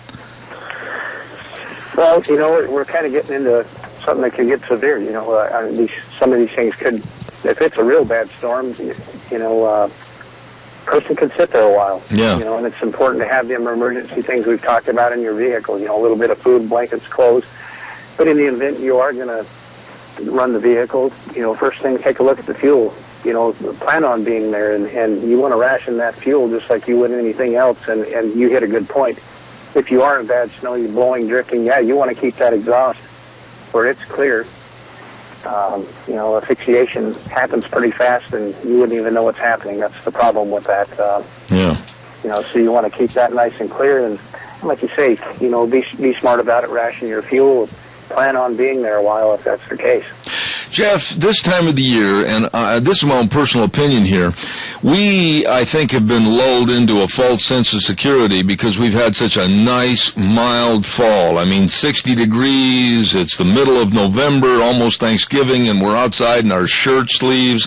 There's a lot of people that probably haven't even prepared their vehicles for winter. What would you tell them again today that they need to be watchful for, because all of a sudden the temperature and everything else is going to drop like a rock? Well, first and foremost is make sure that vehicle is operational for these conditions. Come and see us. We'll give you a full inspection. May it be fluids, any kind of drivetrain issues, come and see us for that. Have in your car, like I say, have extra food, extra water, blankets, clothes, first aid kit, just anything that, again, if you're stranded, think of the things you may have to survive for a certain amount of time, and most importantly, to stay warm. Right. Now, Jeff, also, Scow's CarQuest Centers in Rupert and Burley and the Truck Center over in Hayburn. Man, I'm impressed because every time I've been in the store, you folks have been so busy. I just see that you hired a guy just to stand there with an oil can and oil the door because it's going to come right off the hinges. People are really coming in there and they're checking out everything for winter. Tell us about some of the antifreeze and the coolants and the changes of the oils. And right there at Rupert, you can take care of all that for them, can't you? We can. We've got a full service center here in Rupert. Anything from, we see it all. We see boats, RVs, pickups, cars, heavy duty equipment, semis, 10-wheelers. We got a full service center here, including radiator repair. We also build hydraulic hoses over here. Pretty much anything that walks through the door we can handle. The thing I just heard you say is something very important. It's that kind of a diagnostic test or looking at things with a trained eye, because, boy, they'd hate to get caught out like we were talking about a minute ago, out in the middle of a snowstorm and then have all the hoses and everything just not be functioning properly. Right. Well, let me ask you this. Also, over there where you are in Rupert, you've got those Mahindra tractors. Now, I tell you what, one of these days I'm going to surprise you, and I'm going to be over there and I'm going to want to try one of those out. But you've got such a great deal on those. Is it really true, 0% interest for 84 months on all models? I believe that is what they're advertising, yes. And they're really nice units. I know I've personally compared them to, say, some of the other competition that's especially in the area. I believe the Mahindra is better built. I mean, you look at them and they are well built and great horsepower range, and I would love to have one. They would be very great utility tractors for sure. One of the slogans that you've got over there, and we're just about out of time, but I want you to go over that a little bit. One of the slogans that's very important for the consumers to remember when it comes to taking care of their cars and trucks: every detail matters. Basically, what does that mean? Well, that means a lot of things. That is something that Scows tries to strive with all of our locations is, everything that a customer tells us, it's important to us. I mean, we got to listen close to what, the customer's wants and needs are, and, we pay attention to them details of what their concerns are, their wants, and we may be able to even find some, things through that they didn't know they needed. I mean, we're paying attention to what the customer, what they need, and, we're kind of doing business the old-fashioned way, the way things used to be. We deal with you one-on-one and make sure when you leave here, you're happy. That is our goal. Our attention to detail is paramount. Absolutely. Every detail does matter, and we've had the answer man on the program, our buddy Jeff Poole, in the driver's seat, presented by Scow's CarQuest Centers in Rupert at 323 East 8th Street and Highway 25, Scow's CarQuest to Burley, 518 Overland and Burley, and Scow's Truck Center at I-84 exit 211. Jeff, God bless, have a good day, and get ready. Turkey Day's just around the corner. Yeah, you too, Zeb. Have a great day. All right, sir. Thank you much. I enjoy that. That young man is sharp. He is sharp, and he knows all about vehicles, and we'll take some more. Anytime you have a question about car care, wintertime driving, or driving in general, just send it to me, and a lot of people have been sending in their questions every week for Jeff to answer on this program, and we'll certainly take a look at yours. So give us a call. We appreciate it. Oh, my. Let's talk a little bit about having maybe a beautiful, delicious raspberry and cream mammoth muffin. Oh, melt in your mouth, delicious. Or how about a great big piece of pie, and the flavors and the different choices are just absolutely amazing. Or maybe sit down and have a really good breakfast. Absolutely knock your socks off. Luncheon specials, dinner, it's all there for you at Perkins Restaurant and Bakery, 800 North Overland in Burley. where they've got a tagline that says, at Perkins, they believe in being best buds with your taste buds, and they are. You've got to stop in and enjoy all the food, all the great people, and you'll just have yourself a ball and say to yourself, hey, we got to go back. It's delicious. And we're going to have our next Zeb's Lunch Bunch, a combination of Thanksgiving and Christmas, will be there on December the 5th. Don't miss it, December the 5th, at Perkins Restaurant and Bakery, 800 North Overland, in Burley. Really nice people.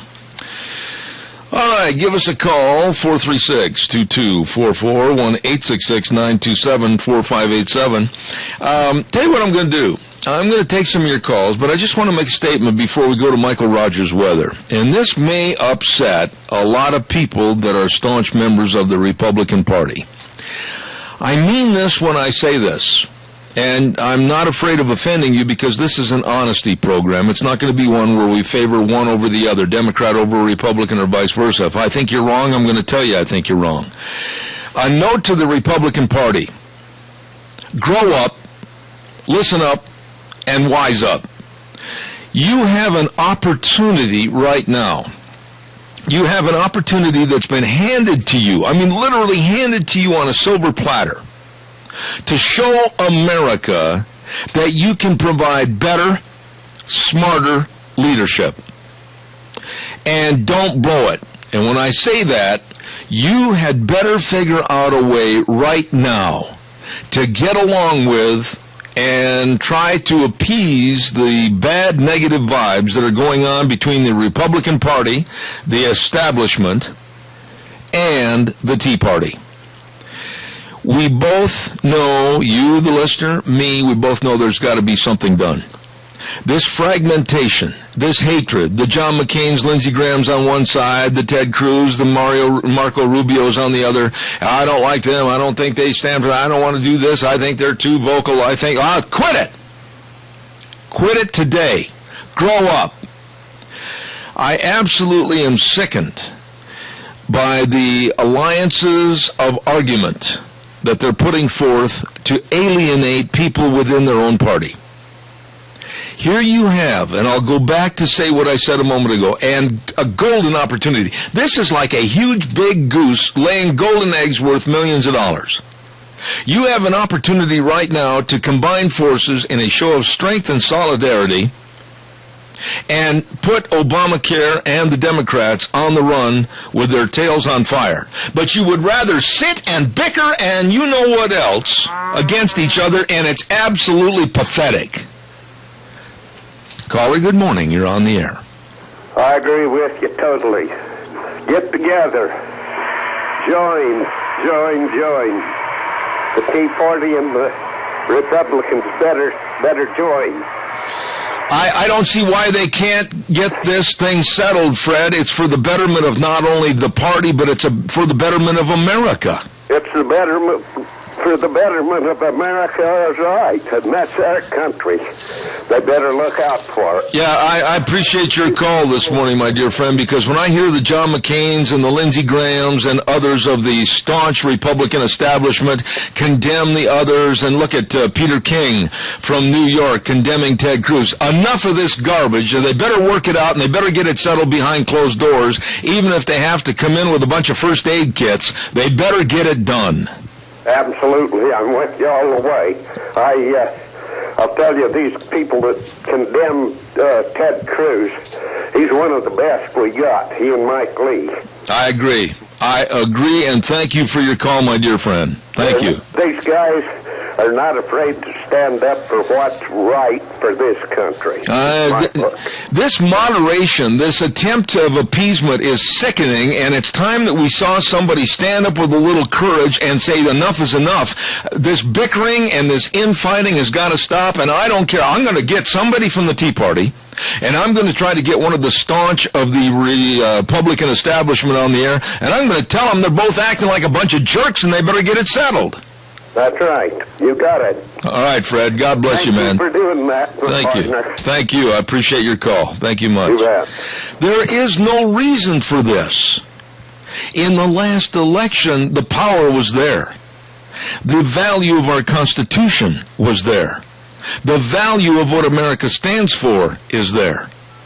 Why can't they get on the same page and forget the personalities? I don't care about Lindsey Graham. I personally don't like the man. I think he's nothing more than a wishy-washy piece of milk toast. But there's a new sheriff in town.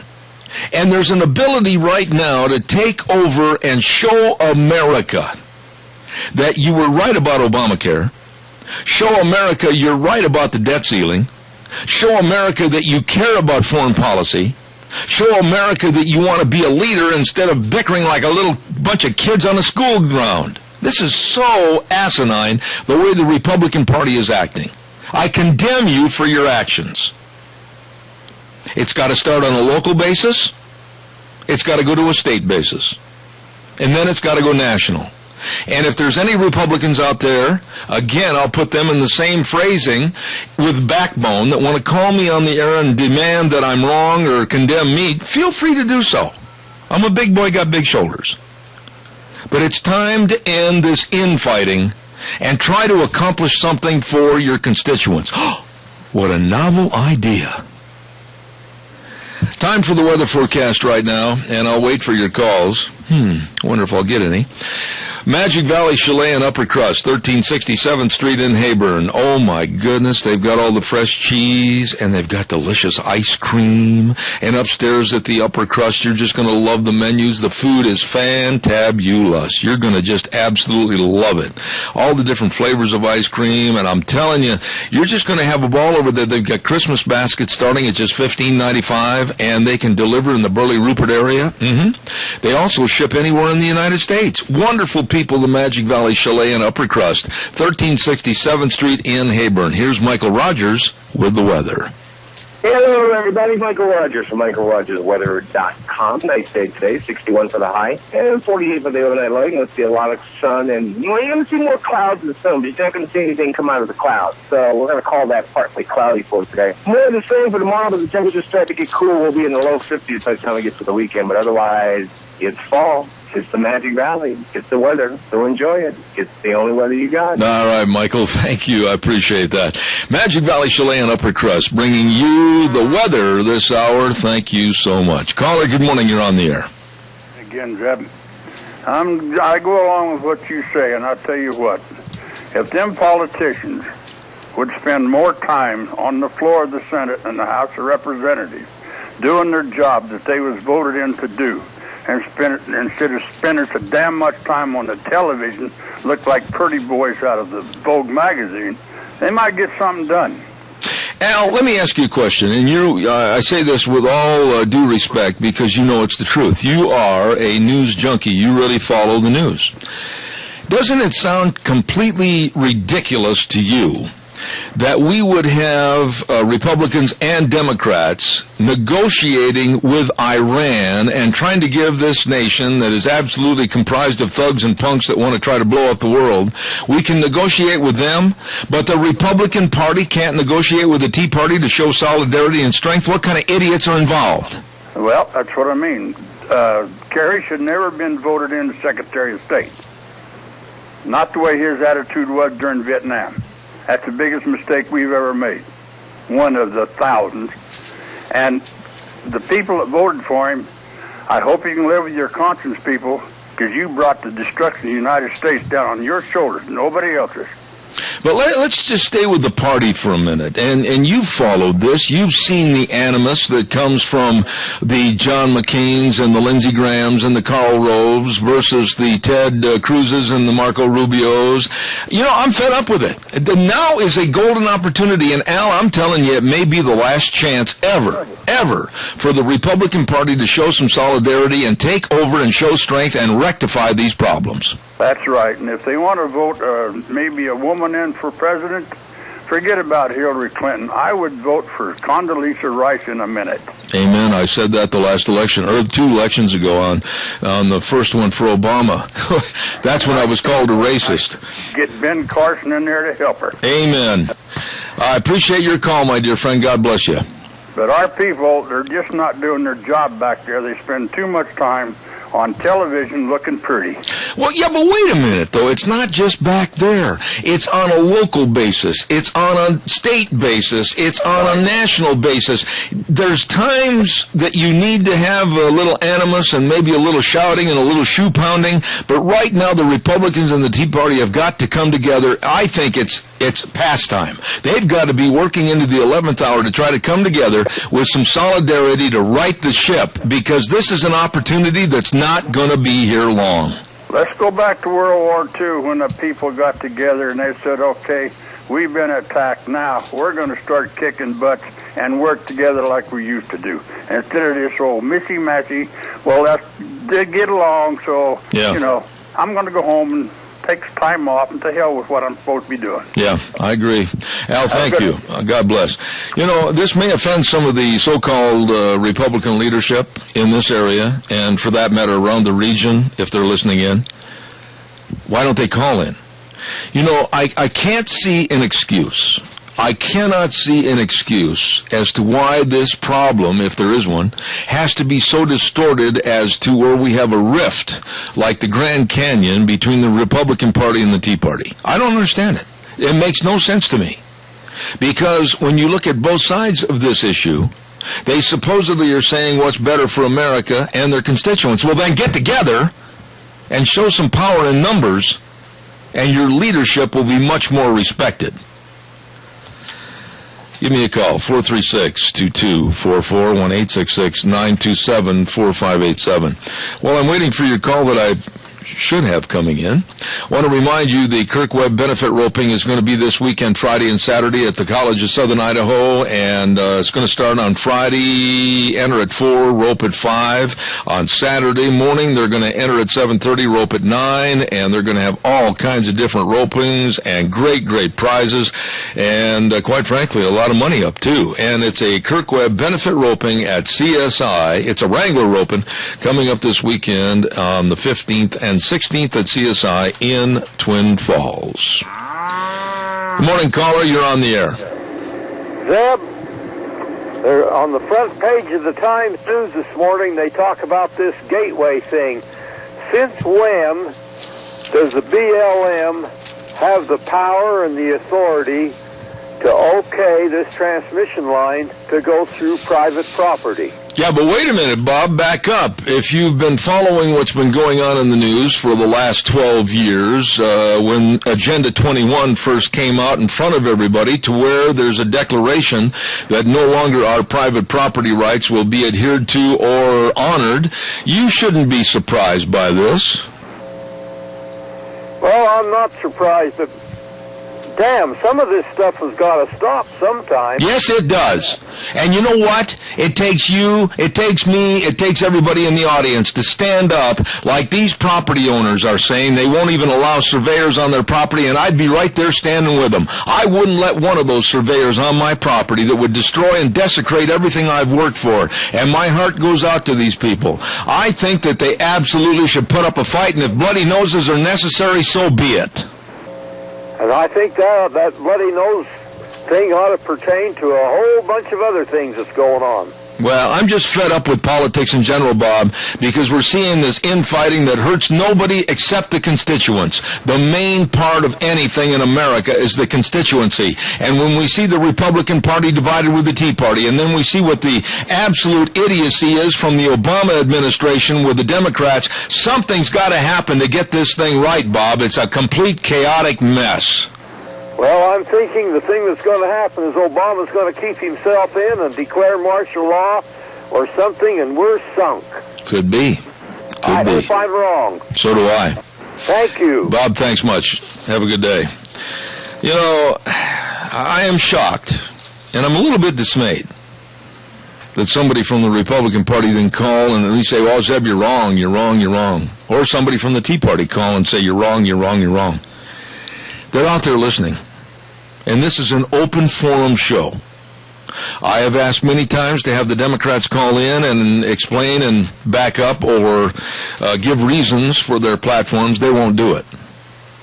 And that call is open to anybody of any party. Anytime I criticize something, you're welcome to come on the air and talk about it.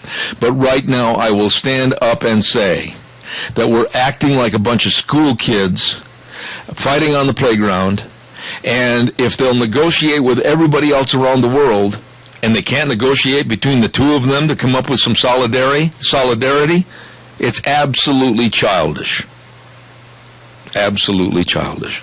Gina, what are your thoughts? Quickly, I got about a minute left. Do you agree with me or disagree? Well, I think that the parties are too fragmented, and if they really want to stand together, they really, really need to, because we are a united country. Please not acting like it. Divided.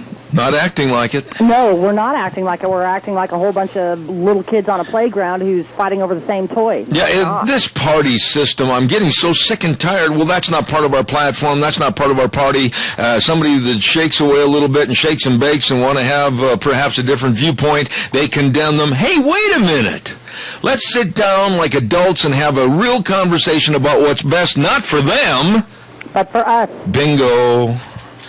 You know, honestly, if the parties are so adhered to whatever their party platform is and their constituents aren't in line with that party platform, gee, you might want to think that the party might want to change and evolve their platform, because we could always start a new party. This is almost like an Andy of Mayberry segment with Barney Fife. You know, I get to thinking that these people, sometimes the leadership involved in both parties are just absolutely, somebody put cotton in their ears and they blinded them. They can't see where they're going, they can't hear what's going on, and they can't speak common sense. Honestly, I think it's time for a rebuild of both political parties, and maybe we need to come up with another one. Amen. Now that I got everybody mad at me, I did not alienate one specific group. I made them all teed off. I think that's fair.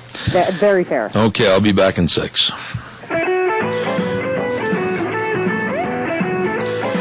Well, here we are. Back in the saddle for hour number 3. I'm Zeb Bell at Zeb at the Ranch with our major sponsor, your Magic Valley Les Schwab Tire Centers, all 7 locations serving you, along with some of our great advertisers, including Lee's Furniture, Floors, and More at 459 Overland in Burley, and our friends at Western Waste Services, always at your disposal. Get on the route service today. Get rid of your garbage. It's gone. Call Kelly and the crew at 734-6969. Before we get started on this segment, I want to remind you, too, about the Chadwick Sports Grill. Oh, I love that place. Good place to go eat. 139 West Main in Burley, and they've got daily luncheon specials every Monday through Friday for just $5.95, and they've got senior citizen dinner specials Monday through Thursday from 4 to 6 p.m., only $5.95. And today the special is, I love these wraps, chicken lettuce wraps with choice of potatoes, soup, and salad, and that's all for just $5.95. You're going to love the people. You're going to love the place. You're going to love everything about the Chadwick Sports Grill, 139 West Main in Burley. I can just assume that being an equal opportunity offender last hour, we made a lot of people mad, but I'll stand behind my guns. I don't weaken, and I will not apologize. It is time for the Republican Party and the Tea Party to come together. Come together! And be a unified voice for the betterment of America. Stop this silly bickering. I have a chance now to visit with a gentleman that has been, I don't want to say working for me, but he's been working with me on the weather forecast for, 5-6 years now, and I hope it continues in the future, and that is MichaelRogersWeather.com, and he is also, I think, should be known as MichaelRogersPhoto.com. I mean, this guy really does take a lot of great pictures. Recently had one of his pictures on the cover of Idaho Magazine. Michael, good morning. Bill, good morning. It's about 5 years. Do you realize that you were on the ground floor of this whole photography thing, and here we are now to the point where I finally get some of my work and published in the magazine? Do you realize that, sir? Well, I'm very proud of you, Michael, and you can see the glint in your eye when you talk about being a photographer. It's really a passion for you. It's not just a hobby, it's a passion. And where did you get this passion for taking pictures? I mean, has this been something you like to do ever since you were a little kid? Not really. A lot of things that happened to me personally came by accident. Doing the weather on TV was a total accident. I ended up doing that for about 30 years. Photography was it came to me at a point when I was going through a rough time in my life personally, and the only thing I had to hold on to was a camera. And I just started taking pictures, and you were on the ground floor of that. You used to see all my pictures early on when I started driving the truck. And as things kind of progressed up to this point, I thought there may be an opportunity that I could do something with it. And one of the first things I did was I bought a new camera, and as I was taking pictures and learning, the photograph on the cover of Idaho Magazine was taken on a Saturday morning at about 8:30, and once I got done with it, I sent it into the editor of Idaho Magazine, and she liked it. And it just kind of just came and took off all on its own from there, to the point now that I can call myself a professional photographer, and I have a business with the photography, and it is something that I never thought would ever come about. But by the same token, how nice it is to develop something on my own and really make something out of it. Michael, let me ask you this, and I know you're on your cell phone, but hold it real still. We've got a little VoIP problem a little bit this morning. What, in your opinion, constitutes a really good photograph? The emotion that you get from it when you get done taking the picture, how you feel. It's like listening to the radio and you hear your favorite song and you get a favorite emotion. Well, photographs is exactly the same thing. There are a lot of photographers, great photographers in the United States. And just in Idaho, there are so many good photographers that when you're trying to make a name for yourself and you're trying to separate yourself from the pack, you're trying to figure out what is it about you? Why should I look at your pictures versus somebody else? Well, one of the things that was consistent with me ever since I started shooting was the fact that, people would come up to me and say, I've lived here for over 40 years and I've never seen it the way you see it. And they would ask me, how did I get that? And I said, well, I'm in Alaska. I'm not from Idaho. So when I first got here, I see things totally different than versus where you've been here all your life. And it evokes an emotion. And that's real. That's not fake. That's real. Well, let me ask you this. Separates me. Let me get this in here, because the copy of the July Idaho Magazine has Michael's picture that he had taken from downtown Buell, looking westward. Is that correct, Michael? Looking westward? Yes, sir.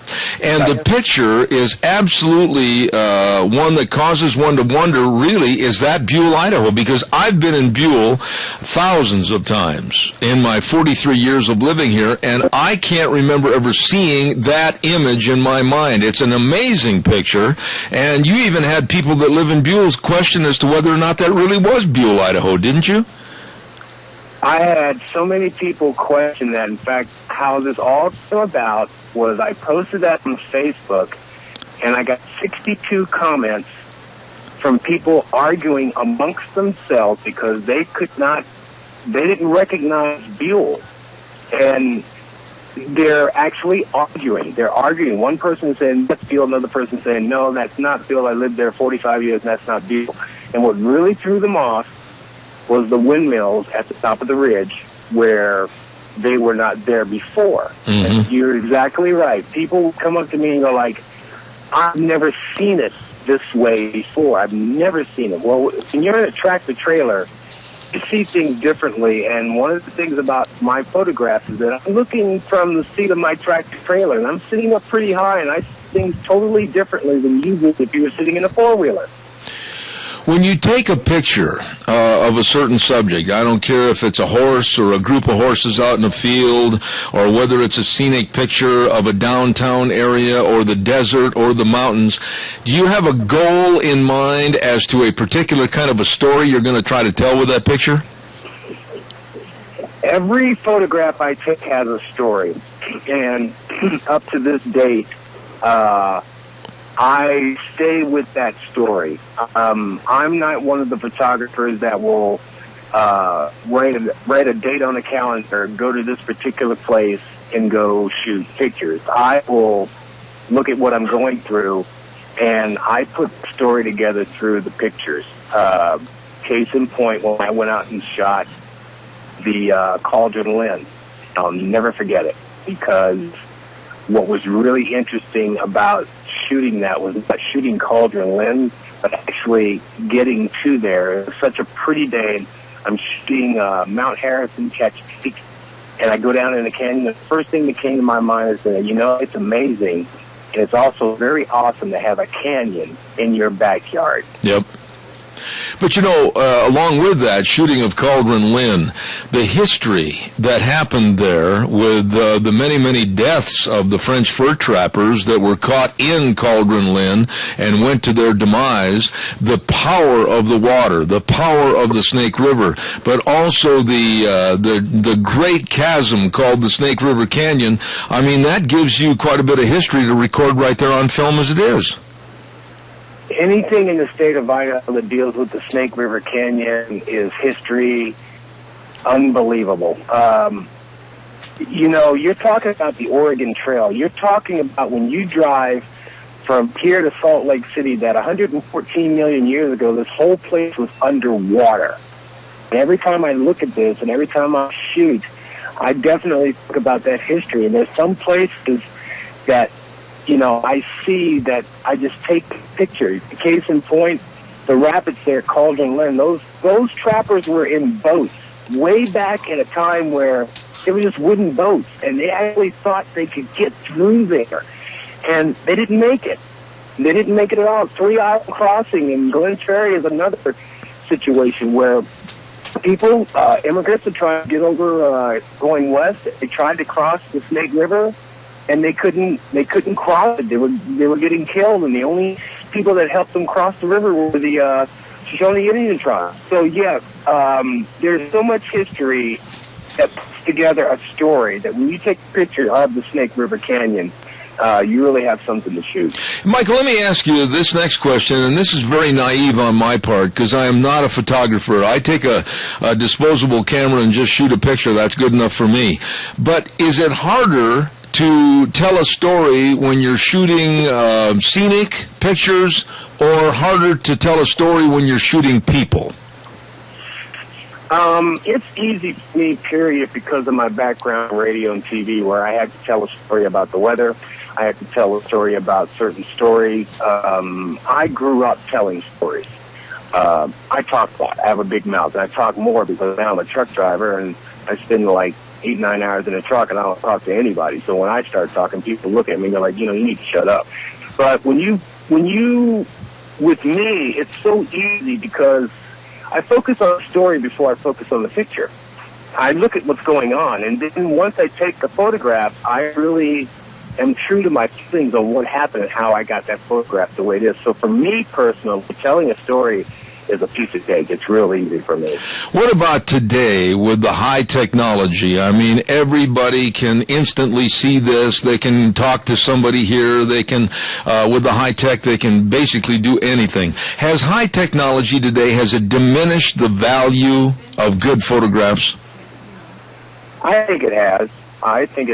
When you look at the photographers from back in the day, I have a great love of looking at photographs that were taken. I like looking at black and white photographs of, say, Hollywood celebrities, Clark Gable, Kurt Russell, Kirk Douglas.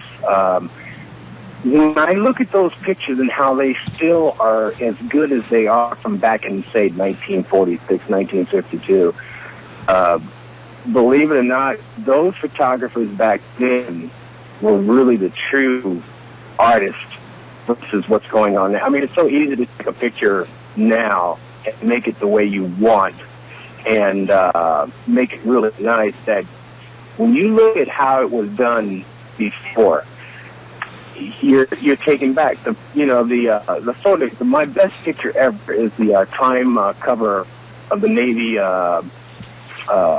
military guy kissing the young lady downtown in New York City. Yes. That picture still holds like you would not believe. And it was only taken with a 35mm camera. Yeah. Michael, another thing, too, when you think about the history of photography, and you think about, especially in the West, the Bisbee photographs and everything that really told the story of the West, do you think that people today have got away from that type of photography?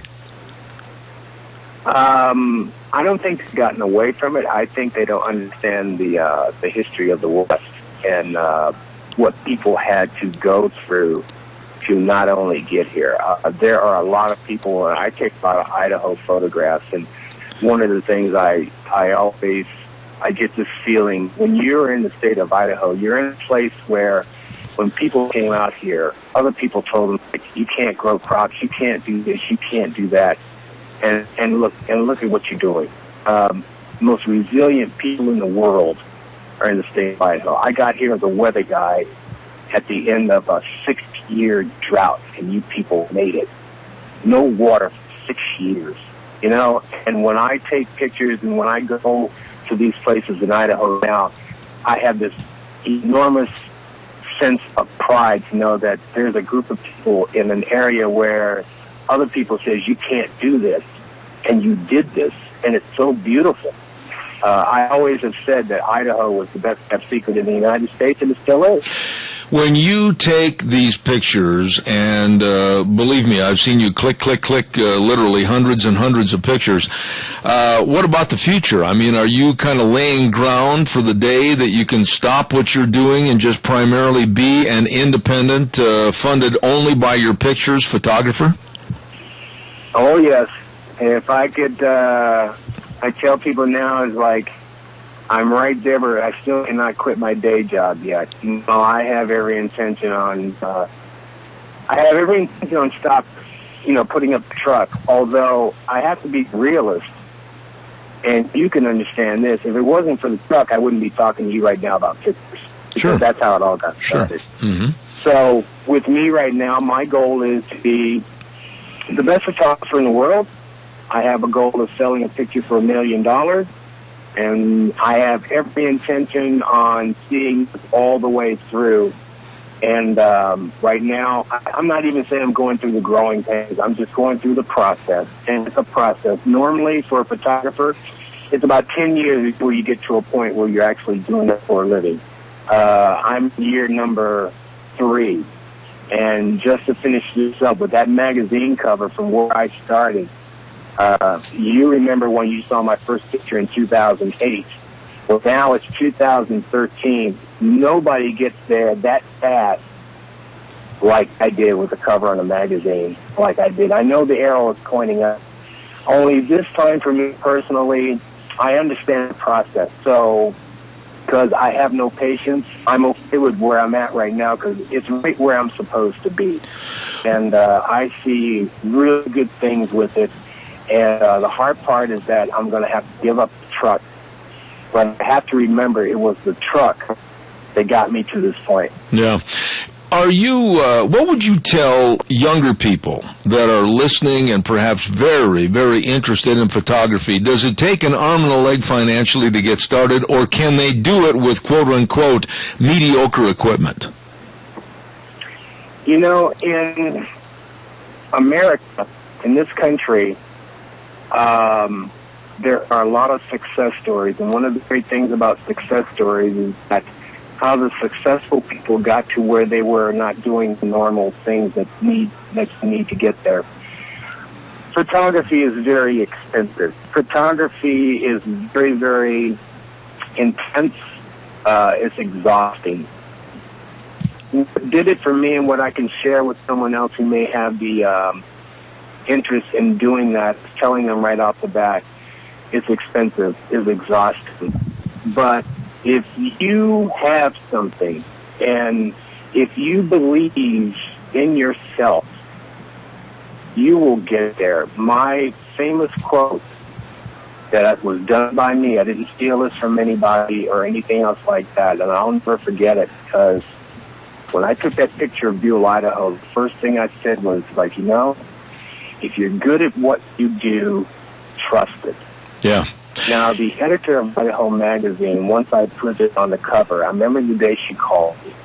And she goes, Michael, I just want you to know that I've been following you for quite some time, and you've actually come a long way. And I go, what do you mean? She goes, do you remember when you were in Alaska doing TV and radio? I said, yeah. I said, well, I lived at the same time I used to watch you do TV and radio. I said, and you're living in Idaho? She goes, yes. And I just want you to know that you have it, and you stay with it, and never defer from what you do. But understand the nature of the beast, which is, it is expensive. Now, I'm telling you, I'm trying to sell a picture for $1 million. What is that? What do you mean? How am I going to sell a picture for $1 million? I believe that I'm good enough that I could do that. Yeah. But by the same token, I'm also a realist, and I'm going to do it, and I'm going to try. And it's just believing in yourself. Okay. If you have something good, if you're good at what you do, trust it. Absolutely. Believe it or not, you'll get what you want. Absolutely. One last question, Michael. Do you, as a photographer, and I've heard painters and artists and other variations say this, that sometimes they get into a rut, and sometimes they have to go back and view their previous works and find out exactly from the basics where they were, where they came from, so that they don't stay in that rut. Would you agree that's the same with photography? You sometimes have to go back to the beginning and say, don't do that. Oh, yeah. I came out of a wreck. I was in a wreck for about 3 weeks, and I just came out of it day before yesterday. And one of the nicest compliments I got, because I went back to the basics, and I took a photograph of black and white of the of eastern Washington, just outside of Spokane, those rolling hills, rolling wheat fields. I did it as a black and white. And I remember the gentleman came to me, he goes, that is such an awesome picture. How did you do that? And I went, well, you know, I'm a truck driver, and there's a reason why I took a picture like that. And he looked at me and he goes, what do you mean? I said, well, I'm a truck driver and I'm a photographer. So look at my picture and ask yourself, why would I take a picture off an interstate of a rolling wheat field in eastern Washington? And he goes, okay, why? I said, because I had to stop and use the bathroom. And it was to look good. I said, that's the basics for me. I have to look at what I'm doing each and every day. Okay, I'm a truck driver. And I just happened to stop, and I went, wow, look at that. All because I had to just stop. Yep.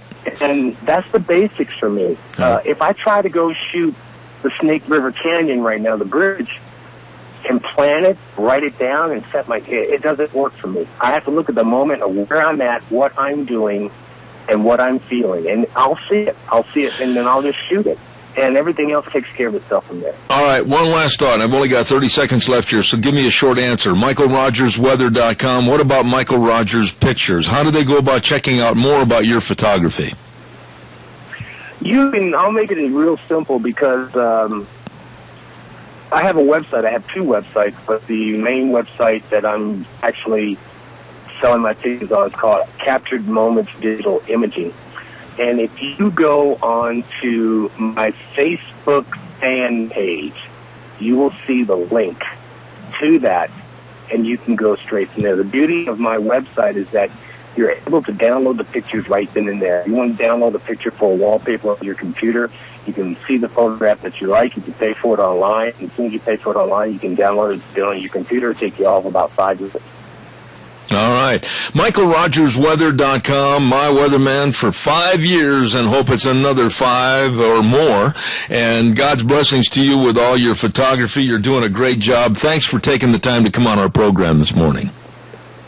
Thank you very much, sir. And by the way, you got snow coming. I'm just going to give you a heads up. I'm not going to say the potential for snow. You got some snow coming. I'll let you know tomorrow about the whole situation. But Zebdell, if it wasn't for you, I wouldn't be here. I'm going to have to tell you that. I know you don't like that, but if it wasn't for you, I'm not sitting here taking pictures in a tractor trailer. You were a big help to this.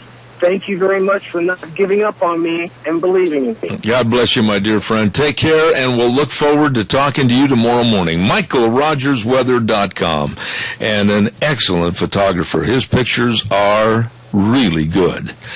Let's see what we got here real quick. I think I've got another public service note. I've got to get in here real quick before we send it back over to the studio.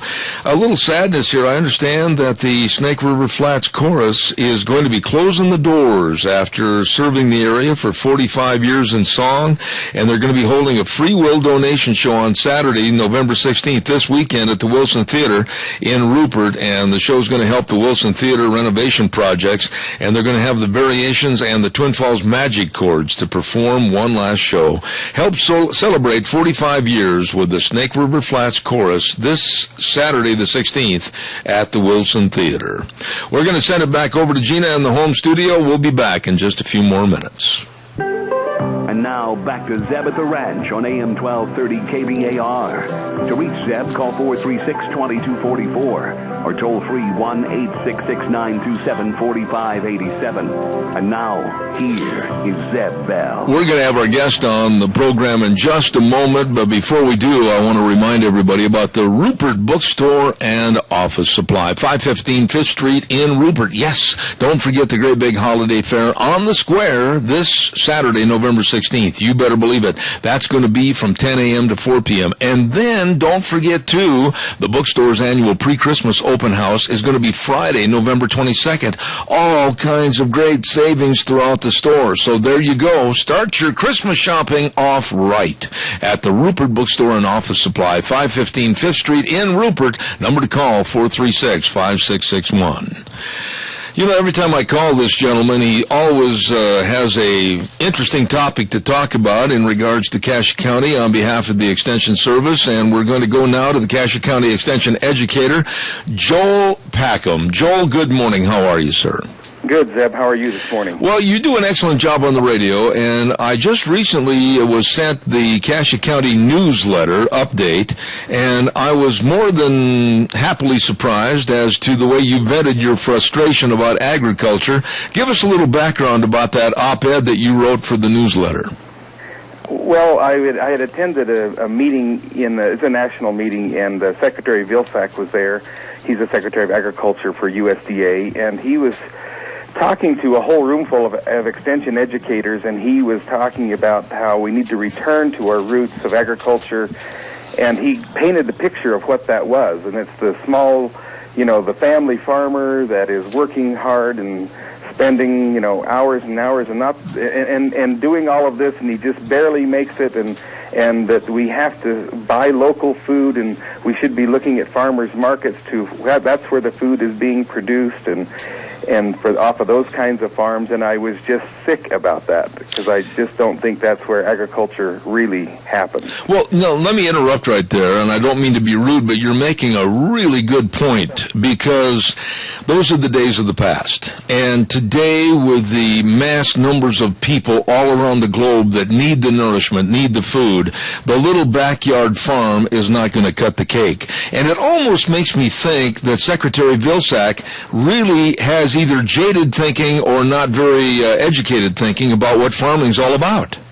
Well, to be fair, he did express how we need production agriculture. He said that, but then he quickly said, "But I'm going to put money into the small family."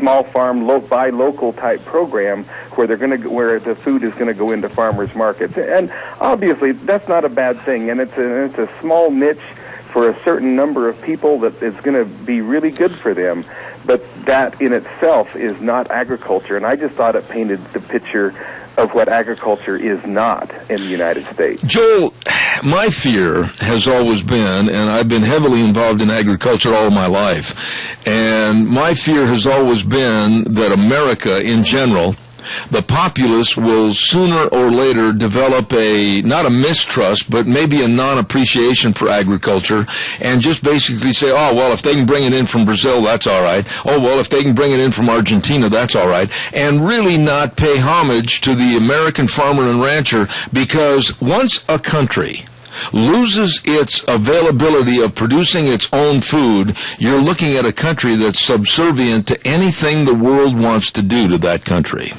Yeah, we become hostage to the whole world. Yes. And I certainly don't want to get there. Now, obviously, we bring food in from other countries to our benefit, because we do have food out of season. And it's not that easy to grow, just so you know, food out of season. And we do need a different season, and we don't have that necessarily in the United States. So we bring food in, and I don't think that's a bad thing, but to be totally dependent on that is foolhardy, in my opinion. It doesn't build this country. Well, foolhardy, there's other words we could use, but not on the radio, because we've already seen what the oil embargo has done to this country in years past, because we were not energy sufficient. And the same could be said if we had a food embargo. Just look what that would do to this great nation. Well, I'll tell you, though, frankly, we've got food here that we feed the whole world with. So they're using our food. We would use theirs. I'm not opposed to that. The opposition I have is, let's recognize agriculture as being really phenomenal today, and realize that there's fields in Cassia County that produce enough potatoes for the whole state of Idaho. Do people understand that kind of production? I don't think they comprehend that kind of production. Where are we dropping the ball? Okay, now, I try to highlight agriculture every time I get a chance on this program, Joel, but am I dropping the ball? Are other journalists and other talk show hosts and other radio and TV programs, are they dropping the ball? What's wrong that people don't appreciate agriculture?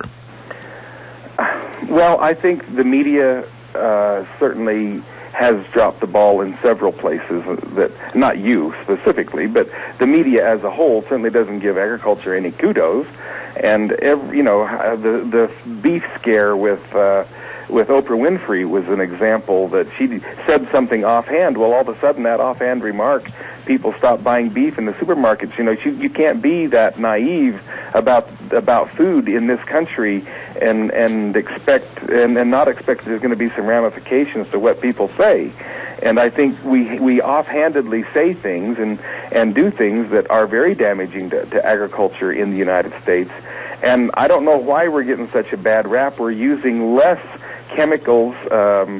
Certainly, I think we're using better chemicals, way more exacting chemicals than we've ever used before, and to some extent, certainly less chemicals in many instances than we've ever used before. And our food is safer than it's ever been before, and yet we're not getting the support or the recognition for that like we should. I will go back, I think it was about 15, maybe even longer, 18 years ago, when Meryl Streep, a so-called actress from Hollywood, came out with the Alar scare on apples. Look what that did to the Northwest apple industry. It's a typical example, and I think we see that more and more in this country, where people will just, again, it's an offhanded comment, and for some reason that's what hits the world. That's what makes the news lines. It's not the truth. And I think it's easier to believe a lie, a small lie, an easily understandable lie, than it is to understand a complicated truth. Joel, when you look at the overall situation of agriculture, excuse me, from when I was a boy back in Wisconsin back in the early 50s, and to where it is today, but is the farmer any more or less respected in this country? I don't know. That's an interesting question. I would hope that they would be more respected, but I think there's more people the GMO thing has got people all up in arms, and of course the farmers use those because they can be so much more productive and produce food that is so much cleaner and, again, doesn't use chemicals, but yet the people are very afraid of those kinds of things. And so I think that the media has got us to the point that the country is less appreciative of farmers today than ever. Okay, but you bring up a really, really good point that I think we should pursue, and I don't think you'll back water on this. I think you're the kind of a person that will stand up for your convictions. GMOs. Basically, when you look at agriculture, I don't care if it's Johnny Appleseed, I don't care if it's the crossbreeding of certain cattle breeds.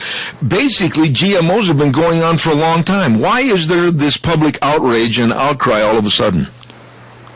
I think part of it is because of the money that companies can make because of the GMO thing. I think the money thing has caused a lot of angst. And then I don't think people understand that the GMOs that we're using are the same GMOs that we have always used, except we're speeding up the genetic process probably by several hundred years by doing it inside of a laboratory rather than doing it naturally on the ground.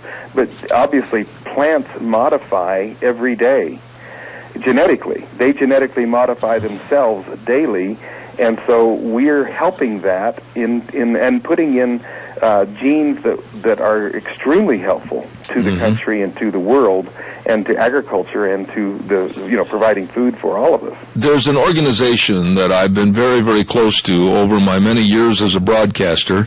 I've spoken at the various meetings and conventions, the state convention and everything else, and that happens to be the FFA. Is the FFA in general across the United States as popular as it once was, or is that being on the wane like a lot of things in agriculture? There are a lot of things in the lives of youth that pull them away from agriculture. Yet, I think that certainly in this area, we have very strong FFA programs, as strong probably as they've been, I think, as in the past.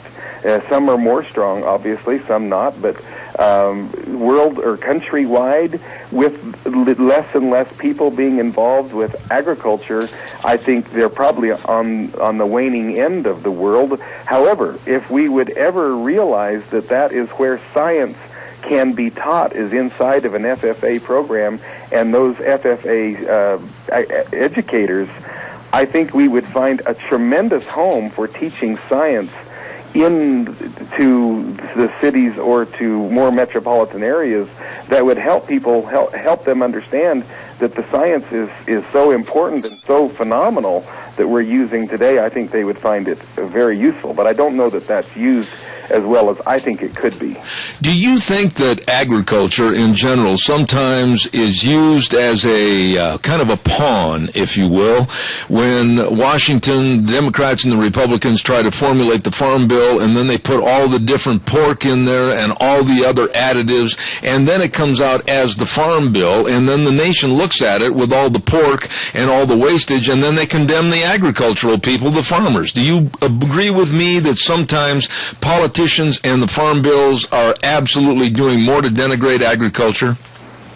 Well, they certainly use it as a tool to hurt or to help other countries. Yes. And when you do that doesn't help the market, the free market system. And because we don't allow the market system to work correctly, then it works often incorrectly, and so we have ways to help that hopefully be more fair. But frankly, I think a lot of farmers would agree with this, either they ought to get totally out of it, or they have to kind of be where we are now, where they're having to assist with it, because it is used as this pawn, and that becomes very difficult to manage. If you all of a sudden got a phone call this morning at your office, and it was Washington, D.C., and they said, you, Joel, are going to be Secretary of Agriculture for a week, and you could do any and all things you wanted to try to help build up agriculture, what are some of the things you'd start with? Well, that's a great question, and I'm sure have no aspirations for that effect. However, trying to have some kind of a program that would educate people on agriculture itself, I think, would be at the top of that list. I'm not going to say that I have any answers to what's going to have to happen in Washington. There's a whole lot going on there that is way beyond my scope. But I certainly think that we need to have a better understanding of agriculture, and I think we need to take a closer look at how much agriculture helps in the financial end of this country, because I think we would find that agriculture supports much of this country, totally. No, absolutely. I mean, Idaho, obviously, over half of our state product is agriculture. That's a big deal. And it's not just the potatoes. It's not just the sugar beets. It's not just the livestock business. But when you look at another aspect of agriculture that I'm very familiar with and have been involved in for all my life, and that's the horse industry, people don't realize how many billions, and that's with a B, how many billions of dollars are contributed to agriculture through the horse industry. Well, not only the horse industry, but all of the ag-related products that we use and that are there because of agriculture. Think of how large that is. All the multipliers that we have, that link back to agriculture directly and or indirectly. It is incredible how much action we have in this part of the world because of agriculture. But the trouble is, it's that way in certainly every rural type area or semi-rural area, and I think people would be amazed at how much money that is actually bringing into their states and their communities. There's another group, and I've only got a limited amount of time here left, but I want to have you back in the future. But there's another organization that I think is one of the most insidious and dangerous organizations that we have in the United States today, which in event could kill and cripple agriculture, and that's the EPA. They scare me with their mandates and what the power they have to shut things down. Yeah, I think it's a very tenuous life that we live now with the government and the way it's set up. I think we're struggling to stay. It's actually, I think, rather hard to stay afloat, to know what's going to happen, and we're trying to have meetings that will tell people a little bit about what's the future of markets and that kind of thing, so that we can have some idea maybe of what's going to happen, so that people can work this year without having to worry about those kinds of things. But you're right. I mean, they could shut us down so fast, and all the dust bills and all those kinds of things, and the water in the Treasure Valley has to be at a certain level, which is going to be that way all over, or it can't be put on fields. Really? I mean, I think we need to be very careful. Well, and the other thing, too, is that we've got so many people involved in the EPA, and private property rights are right now of very much importance as to whether we're going to retain the private property rights that we had years ago and into the future. Yeah, there's no question our property rights are struggling. What would you tell, last question here this morning, but what do you tell young people? What do you tell people that are maybe early teenagers, seniors in high school, etc.? What about career opportunities in agriculture? I am positive that career opportunities have never been better than they are today in agriculture. We need agronomists. We need animal scientists today more than we have ever needed them. And there are careers. We need an agronomist right now to locate into Minidoka County, and that's a desperate need. And there are companies that will suck everybody that we hire into Minidoka County. They're going to want to hire them too. They are so on the demand. We need those people right now and for the foreseeable future. Joel, I really appreciate your coming on the program this morning, the extension educator for Cassia County. I know you've got a big job. By the way, anything big that you want to mention over the next couple of months coming up? I know you've got a symposium coming up, do you not? Oh, we've got tons of things coming up, and, I'm sure you haven't got that much time, but we do have an outlook, these market outlook seminars that are going to be taught here in Burley. We've got professionals coming in talking about the world food outlook, the U.S. outlook on food, and then we're going to look at all the different kinds of commodities, the potatoes, the grains, the beef, the dairy. We're going to take each one of them and kind of dissect them and talk about the future of those industries as well as input costs and what those are going to be for the future. I think it's going to be very informative. And that's on the 11th at 8:30 at the Burley Inn. All right. Well, Joel Packham, extension educator, believe me, I take my resistol off to you and salute you because you're doing a great job, and please come back in the future. Well, thank you, Zeb. Good to hear from you. God bless. Thank you. Goodbye. Very interesting man, the extension educator for Cassia County, Joel Packham, and I've got a lot of respect for him. Hey, it is time for a weather update. I'm running late again this morning, and weather update this hour brought to you by Lennox Home Comfort Systems, gas furnaces, heat pumps, and all through our friends at Ramsey Heating and Electric at 2600 Overland Avenue in Burley. Here now is Michael Rogers Weather. Hello, everybody. Michael Rogers from MichaelRogersWeather.com. Nice day today, 61 for the high and 48 for the overnight low. You're going to see a lot of sun, and you're going to see more clouds than sun, but you're not going to see anything come out of the clouds. So we're going to call that partly cloudy for today. More of the same for tomorrow, but the temperatures start to get cool. We'll be in the low 50s by the time we get to the weekend, but otherwise, it's fall. It's the Magic Valley. It's the weather. So enjoy it. It's the only weather you got. And there you go, my buddy MichaelRogersWeather.com. Brought to you this hour by Lennox Home Comfort Systems through our friends at Ramsey Heating and Electric, 2600 Overland Avenue in Burley. Woo! Great program today. Had a lot of really nice people on the program, and we're going to be busy to the hilt, as Gina knows, on Thursdays. Gina, on Thursdays, people don't realize it, but it's like a Chinese fire drill trying to get everybody in. You have no idea. But, it's an action-packed show. I actually really love our Thursdays. It keeps me on my toes. I understand that you are going to be in person, Sergeant Mort, tomorrow. Yes, actually, Sergeant Mort. Yeah, I love Sergeant Mort. He's always such a great individual, and so he will be on the show live with Dog Nation. Yes, and what else have you got today that you need to bring out? Have we got any public service announcements that you really want to hit this morning that maybe I've overlooked? I talked about the Snake River Flats. They're going to be holding their last Sing Fest, if you will, at the Wilson Theater on November 16th, this Saturday, and I hit the fact that a very dear friend of ours was injured severely earlier this fall, Kirk Webb, and a benefit team roping going on it's a Wrangler roping, and it's going to be at the CSI Expo Center this Friday and Saturday.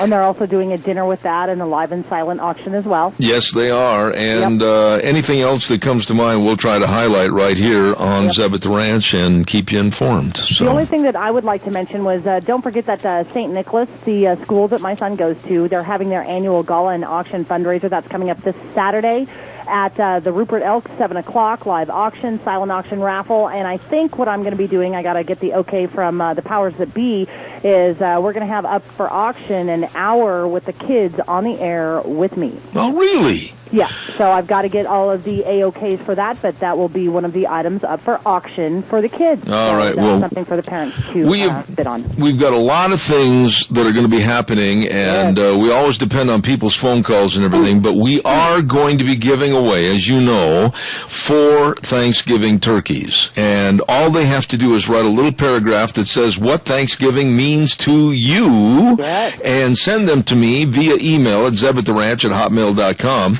And we're going to have our first drawing for 2 turkeys on November 21st, and then we're going to have the drawing for the last 2 turkeys on November 26th, and we want to say thank you to Smith's Food King, Ramsey Heating and Electric, and Valleywide Home and Ranch, along with Zeb at the Ranch, and all they have to do is just write a little paragraph. What about the Caroling Corral? Why don't you talk about that? Yeah, this thing is really going to be fun. I think it's going to be a blast. On Thursday night, now folks, get your calendars out. I know it's close to Christmas, and I know there's all kinds of family activities and everything, but doggone it, I want to have a little bit of an old-fashioned Christmas. Now, here's what we've got lined up so far. Okay. My good buddy Jim McCall at Travel Loop Supply has a great big pickup and flatbed trailer. Okay. And we're going to put straw on the flatbed, and we've got Kenny Mort's going to donate and be there to play the sound system. Oh, that's what I was going to ask, if you needed a sound system. We got it all lined out. Okay. And we want to say thanks to people like Ramsey Heating and Electric, and thanks to people like Let's Ride, with those great folks over there where the fun is sold. And we're going to get together at Ramsey Heating and Electric, and I haven't determined the time yet. We're going to start.